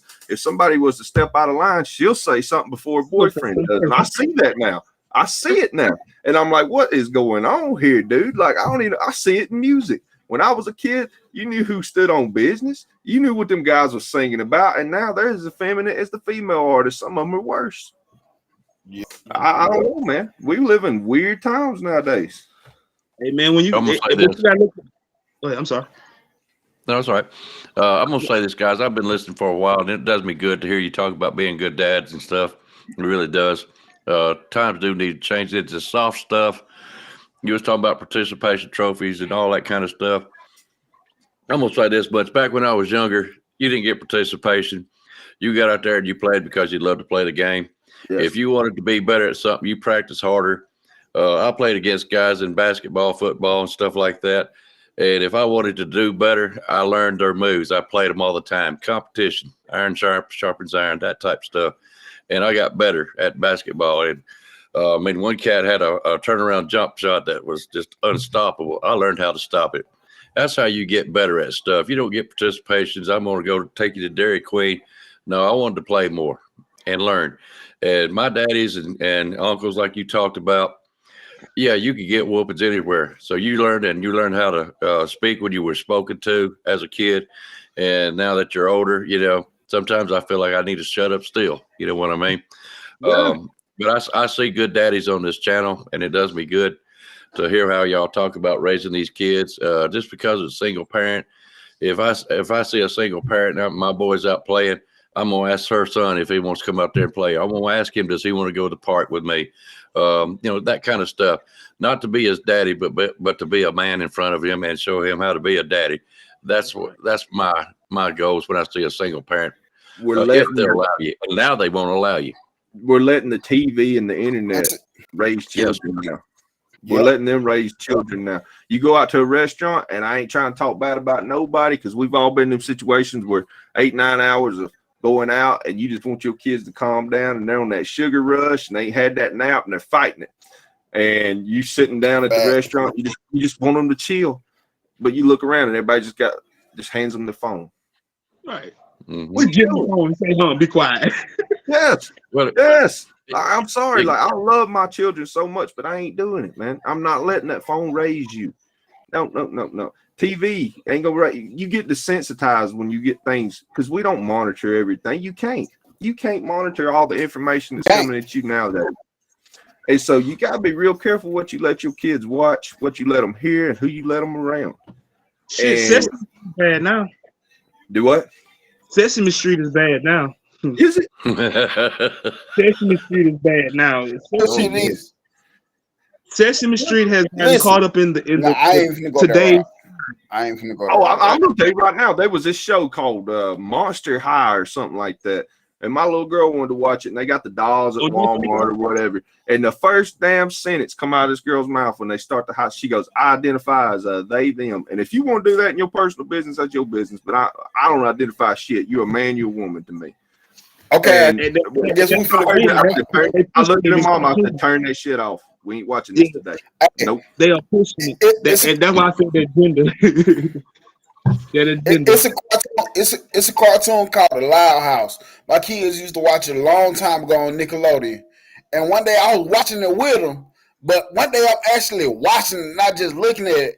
And I realized two dudes dropped their son off to go on a date night. I said, they ain't saying it, but this is what they doing. I said, hey, y'all can't watch this shit no more, bro. I said, I just seen something. And I told my wife what the hell happened. I was like, two dudes just dropped their son off to go on a date night, bro. I said, that ain't cool. This is cartoon, man. This is kids cartoon. Nah, dog. Let me ask you. I agree with it. What anybody does in their own household ain't none of my business. I don't care what your preference is, what you doing behind closed doors. I don't want it in my face. I don't want you talking to me about it, and I don't want to be seeing it. Like, and I'm like that with everything. You ain't gonna catch me and my wife making out at the mall by the, have some class, have some dignity to you. So that's what teenagers do. I don't want to see it out of nobody. You know what I mean? Like, it's one thing to walk around the mall, you're holding a hand with your wife, you toting some bags or whatever. That's one thing. But man, just sitting there making out in front of a bunch of people, like, what are you trying to accomplish? Who are you trying to prove it to? You're trying to prove it to yourselves because nobody else gives a damn. So, I mean, I don't understand what the hell we're doing. Like, why are we throwing shit at kids that they don't need to be processing and worrying about right now? Like, they talking about sex in classrooms with like first graders and shit. Why are we talking about it at all? Hey, did you think if a kid want to pray, they get in trouble? Yes. Yep. I had a couple in Walmart one time. They was she had actually got down on her hands and knees to pick some kind of item up off the floor, and his guy looked like he was about stoned out of his mind. But anyways, he was acting like he was performing a sex act right there in front of me, 3 feet away. Yeah, and I looked at him, and he looked up, and she did too. And I said, "Really, guys, right here in front of Walmart, straighten your ass up." But they looked at me, and that little smile and joking around all of a sudden just dropped off, and they got up and walked off. I said, "A damn good thing, because you pushed it, you would have seen the old timer come out of me." But there's no sense in that kind of crap. Right. Think about it like this. When I was little, I didn't think of Bert and Ernie being a certain way. No. You know what I'm saying? No. Now they're telling you Bert and Ernie is this way. I mean, like, man, what the fuck?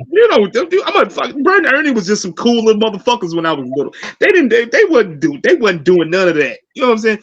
But now they pushing. Like I said, man, it's the world, man. And it's just sad to where, we, as all of us on this panel, we come from a different age. We come from a different generation.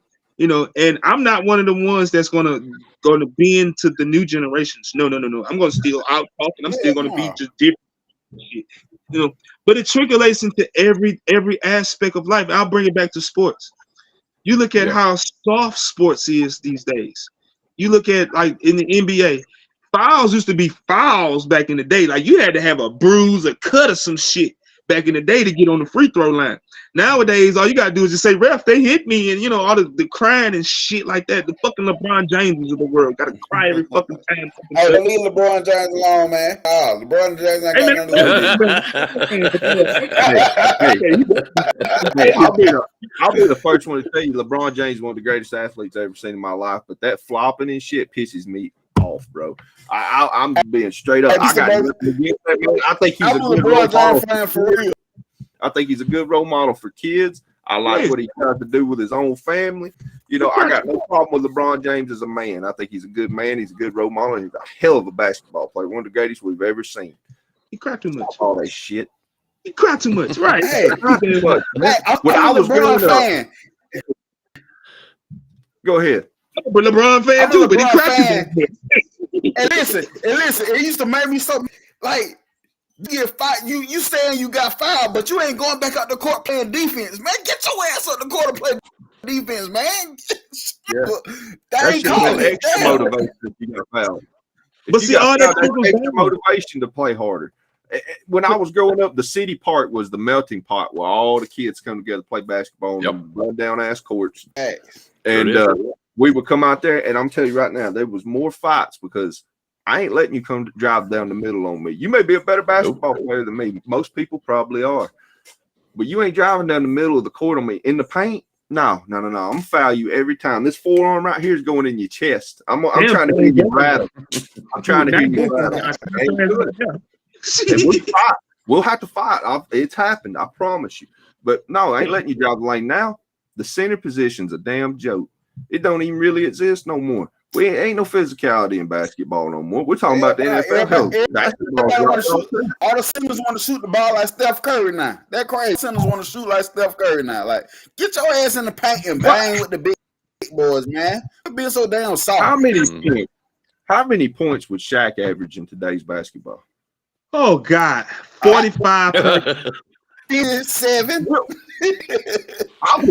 You could put Wilt Chamberlain on the court by himself in today's game. And I'm telling you, with the rules and how they are today, oh my God, man, them guys are. Just think about it like this: James Harden wouldn't be shit without the free throw line. Hell no, he wouldn't. He wouldn't be shit without the free throw line and traveling. That man be traveling every time, and that man made a rule for his ass. But see, like I said, with how everything is so fucking soft now, you know what I'm saying? The only sport that kind of stick to their traditions and their rules, is baseball. But you can't get too soft in baseball because it's only a couple things you can do. But football and basketball, the monies, like how we were talking about how the monies has fucked up college sports and things like that, it has fucked up professional sports too because you gotta look at it. I'm paying somebody $100 million to play quarterback for me. I don't want him to be touched. See what I'm saying? I do not. And the league is like that. The league, because they see it's a quarterback driven league, it's a superstar driven league. So I gotta have my superstars out there. Don't you touch them. When they hit Tom Brady that year and he hit his leg, that was the end of that. Don't you touch the quarterback like that no more. Don't you do that because it you know what I'm saying? And tickets, the ticket sales. The owners don't really want to win. Like my Cleveland Browns. My Browns don't want to fucking win for real. They play like they want to win, but they don't want to win. The Hazlitt family, they want to sell tickets and get people in there so they can make more money. Jerry Jones be on TV all day long talking about he want to win, but that motherfucker don't want to win for real. He want to keep making that motherfucking money. See what I'm saying? Look, and it's like athletics. Do y'all watch baseball? Any of y'all watch baseball? I love baseball. $700 million man. Oh. Otani, I'm fixing to come out of retirement right now, bro. I'm telling you right now. If they need I'm ready. I woke up this morning about to do me some T drills and start throwing a little bit this morning, man. Back on the man. Hey man, I put it on my community wall, the $700 million man or whatever. And Nick, he was like, "Hey, I'm coming out of retirement." I told Nick, I said, "Shit, I still got my glove. I still got a good glove, and I can still hit a good ass fastball. And look, I don't run a 4.5 no more, but I can still run at least a 5.3 or something like that. Hey, let's go. You know what I'm saying? I can play minor league baseball right here. And I can do it. This is what I tell people today. You throw fastball down there, I'm still gonna hit it. I'm still gonna hit it. I agree with that. Now you hit me with a curve. It might be a little shaky, but you fastball, sinker, yeah, you throw a fastball, I'm still hit it. Yeah, you hit me with a changeup or a curve, you're gonna make me look silly. But a fastball coming down the plate, I'm driving that bad boy. I'm gonna tell you right now. Hey, and if you hit me, period, I'm gonna beat the brace off you now. I'll go back to third base. I ain't scared, man. Give me a cut of that money. I'll go out there and play harder than you ever seen. May not be the best, but I will play hard. I got a question because when it comes, especially in my community, in the urban community, we don't push baseball. For me, growing up, it wasn't nothing but myself and about 5 other kids that we really love baseball like that. And we played baseball year round. In the snow, we was at that motherfucker playing baseball. Man, these kids are not, especially like I said in my community, they're not understanding. Hey, if you're looking for the quote unquote big bag real fast, real quick, go baseball or go soccer. Yep. You know what I'm saying? But we don't look at things like that because hell, that's soccer. Like I remember when Freddie Adu was 14 years old and he was making $5 at 14 years old type shit. See what I'm saying? Yep. And just think about like David Beckham was making $1 million every damn Friday. Every Friday, this man was making $1 million. Shohei Ohtani, this kid is making $70 million. I mean, $700 million. This man is making $70 million next year to hit a baseball. Hey. He's not even pitching next year. He's just hitting. He's not even pitching. But we run into football and basketball. Hey, that's why me and Junior's raising up a kicker. That's right. I like how you attach. I like how you attach your name on it.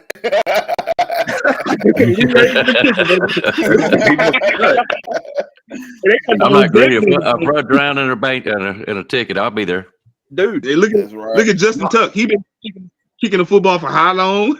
Hey, forever, hey, I'm telling people, I said, if I have another kid, I ain't getting out. We ain't doing no defensive line drills. We ain't doing no offensive drills. We kicking. We are kicking.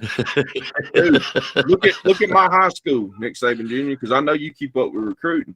Fort Payne. Evan, what's his name? Kicks for the Bengals. He comes from my high school. His brother at Auburn. His brother's at Auburn right now. He's gonna go pro too. And yeah. Hey, I didn't know that, man. Yeah. Wow. I've been up there, man. For military, man. When I was in the military, man. I've been up there, man. It's a cool little town, man. I like it up there, man. It's a good time because everybody kind of Coach, dude. It's a redneck town, man. What are you talking about? I know Fort Payne. He said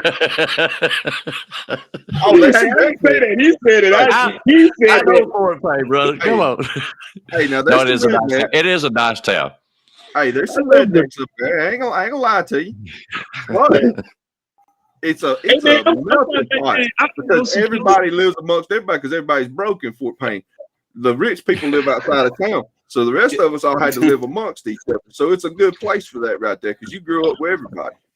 Yeah, I nice. People in Fort Payne, man. Cody, I can't think of Cody last name. God, I can't think of Cody last name. His mom was beautiful too. God, oh man. Hey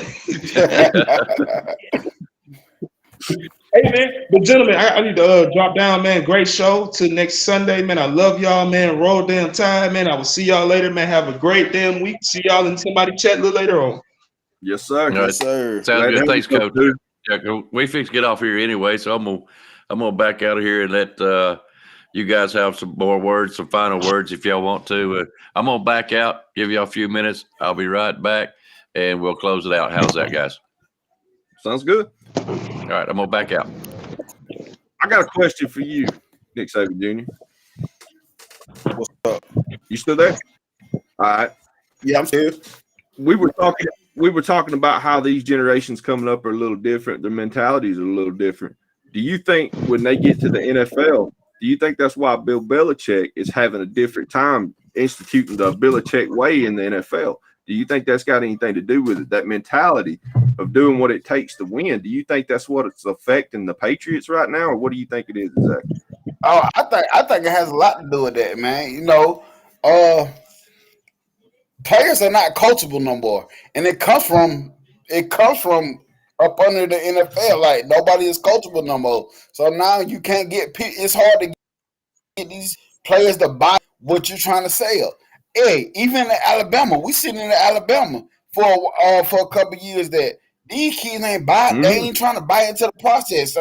Same thing with Bill Belichick now. Like it's hard to get people to buy into the process. Now some of it I do think it's on him. Some of it, far as you gonna have to change some things, but a lot of it is the way these players are now today. That ain't nobody coachable no more. I 100% agree with you, man.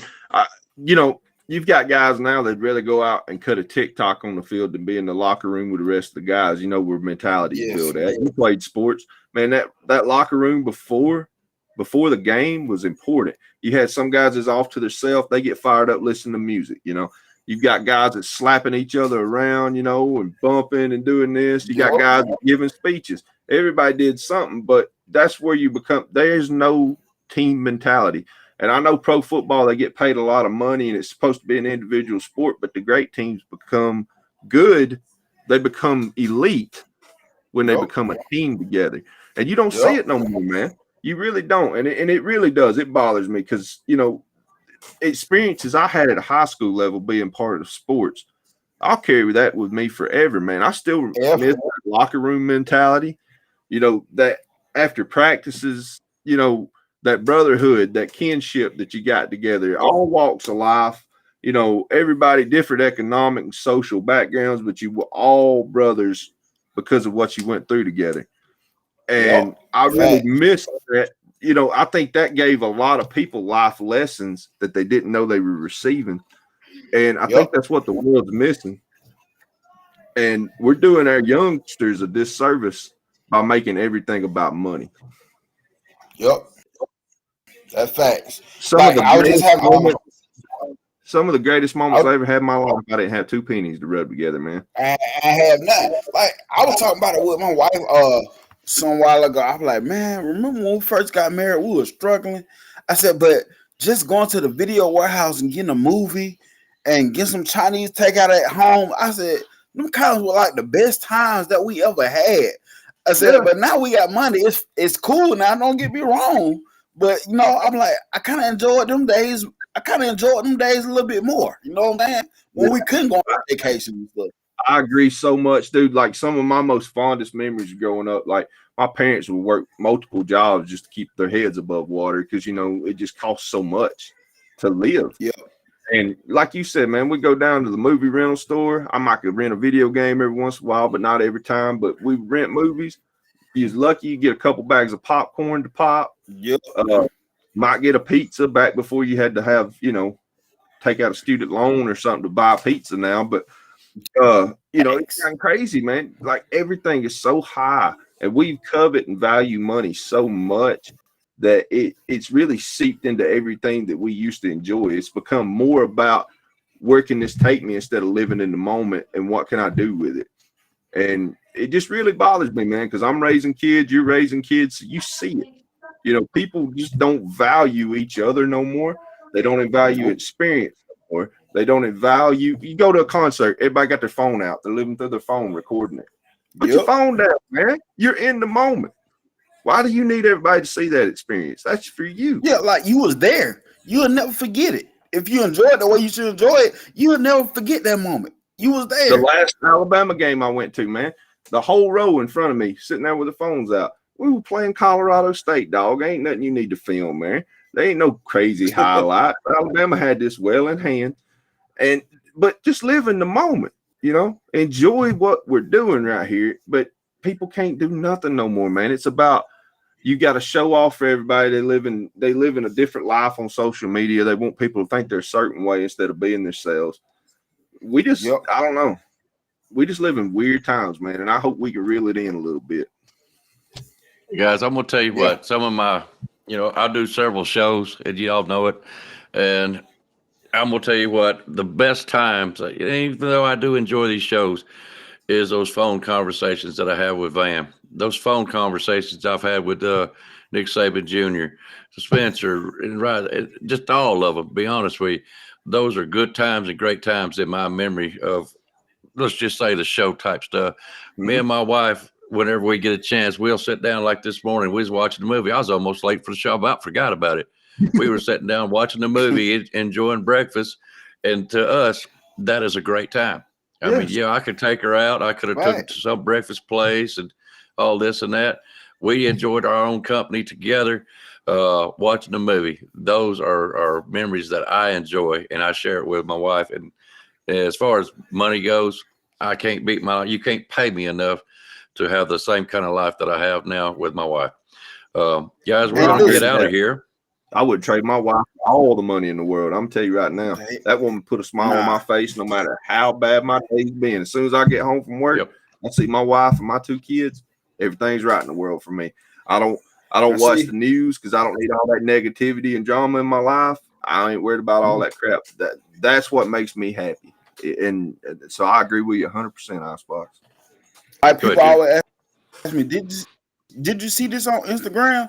Did you say, man, I don't even use Instagram for, I said, I use Instagram for my YouTube stuff. I said, I don't be on there for all that crazy junk, man. I ain't got time for it. Nah. All right, guys. I guess we're going to jump off here. It's been a good show, I think. I still don't know what we're going to talk about today, Van. We went into this, man, blind. Ain't neither one of us was like, I don't really know what we're going to talk about. And to be honest with you, and it may be biased on my opinion, but I felt like this is one of our strongest shows, man, because we covered a lot of things outside of sports and then looped it right back into sports. And so I really enjoyed this conversation. In my opinion, Van, this is what Barbershop Talk all about right here, man. Yep. It is. It is. Really, and that's how we started it. We could talk sports. We could talk anything. I mean, guys, where else are you going to hear somebody on here say, yeah, we're going to talk about Bigfoot one day? It's just all around the board. It's just a bunch of guys sitting around the barbershop, expressing opinions and all that kind of stuff and just having fun, basically getting together and having a good talk. That's all it is. We're not guaranteed to stay on sports. We're not guaranteed. All right, we're going to get out of here. I think I already done all our other stuff, so that was great. You guys got anything else you want to say before we get off? Go ahead, Nick Saban Jr. Plug your channel, man. Yeah, please do. Man, like I said, if y'all like subscribe to Nick Saban Jr. Sports Talk TV, hey, come on and check me out. Hey, yesterday I had my guy Josh on. He does media for the University of Alabama. He goes to University of Alabama, but his thing is sports media. He was able to cover some of the state championship games. Had a whole bunch of high-profile Alabama players down there. We talked about that. We talked about recruiting. He dropped, he gave a lot of information last night. So go check that out. I did yesterday. I'm about to get ready to do part 2 of my transfer portal video with all the teams, trying to keep y'all updated what's going on there. That video is a lot of work to do. I ain't gonna lie to you. But it's fun though. Yeah, but it's fun. Yeah, it's good stuff too, bud. It's good stuff. That's where I get my information now. I'm gonna pay you the highest compliment, Nick Saban Jr. Your channel educates me more on what's going on, not only with Alabama, but outside of Alabama than anything else. I pay more attention to what you're doing than anybody else because I like your analysis and your breakdown and your unbiased opinions on things. So I just wanted you to know that I think you have the best sports channel on YouTube, and I recommend it to anybody when I get the chance. And I appreciate all the work you putting in, man. Oh, he really does it. You still don't realize how much of a break in my work week when I see Junior come on the show or do something. It's entertainment for me because I don't listen to the radio. Basically, I'm riding up and down the road trying to figure out what I need to do next. And Junior comes on, and it's just such a mental break, and I enjoy his show. So I try to encourage him. I know what he's doing, but, I try to encourage him as much as he can during the work week. Come on, because, man, he's my entertainment. Yep. So, But yeah, what do you got, man, before we get off? It's the truth. I want to thank, first of all, everybody that came on the show today, because without people coming on here giving their opinions and chopping it up and adding to it or creating new conversation, this show wouldn't be what it is. You know, we may not have the biggest following in the world or the biggest channel, but I have as much fun as anybody because I get to come on here with people I consider my friends and talk. I hope it translates for everybody that's watching. I have a really good time with this show. I want to thank everybody in the chat, because a lot of their questions I got to put up and we got to debate them and talk about them. And without that, this show wouldn't be what it is. So I want to thank every single person that tunes in, that contributes, whether they hit the like, subscribe, if they type something in the chat room, or if they come on here and talk with us anyways, because this is everybody's show. It ain't just my show. It ain't just Icebox's show. It's a show for everybody in the community to get together and talk about whatever's on your brain. And they're always welcome. Yep. Always welcome. All right, guys, we're going to get out of here. We'll leave it out there with the Bear. Thank you, Junior, for coming on. Thank you for Coach Dude. We appreciate it. We always enjoy y'all. Go ahead. One more damn thing. Roll damn Tide, everybody. Yes, sir. Roll beat Tide, Michigan. Hey, I'm sure all that's going to be coming up against Michigan coming up pretty soon. So, anyways, we started to hit on it, but Junior, have fun with it because we will too. So, we'll see you guys later. Hey, roll damn Tide. Here we go with the Bear. You've got to be better in all three areas of life, which of course are spiritual, mental, and physical. You must be able to discipline yourself. If you don't learn but one thing out of football, it'll be worthwhile. There's certain sacrifices that you will have to make. There are going to be many sacrifices you have to make in later life. To fight. Oh, I don't mean fist fight. I mean to get up and come back and get up and come back and get up and come back again after you've been knocked down. And that could happen to you in later life. But if it does, you're going to know how to handle it. There's no one that ever has or ever will accomplish anything alone. I've read about self-made men. That's Tommy rot, as far as I'm concerned. I don't even know how to define intangibles. And I know that if you learn these lessons, you'll have it. And if you have it, you'll win, and you'll be better prepared in those three areas of life that we've been talking about. That there are going to be times for everyone that you're going to get discouraged. But if you never lose sight of your objective and never give up on yourself, if we do that as a team, 11 at a time, 4 years from now, why,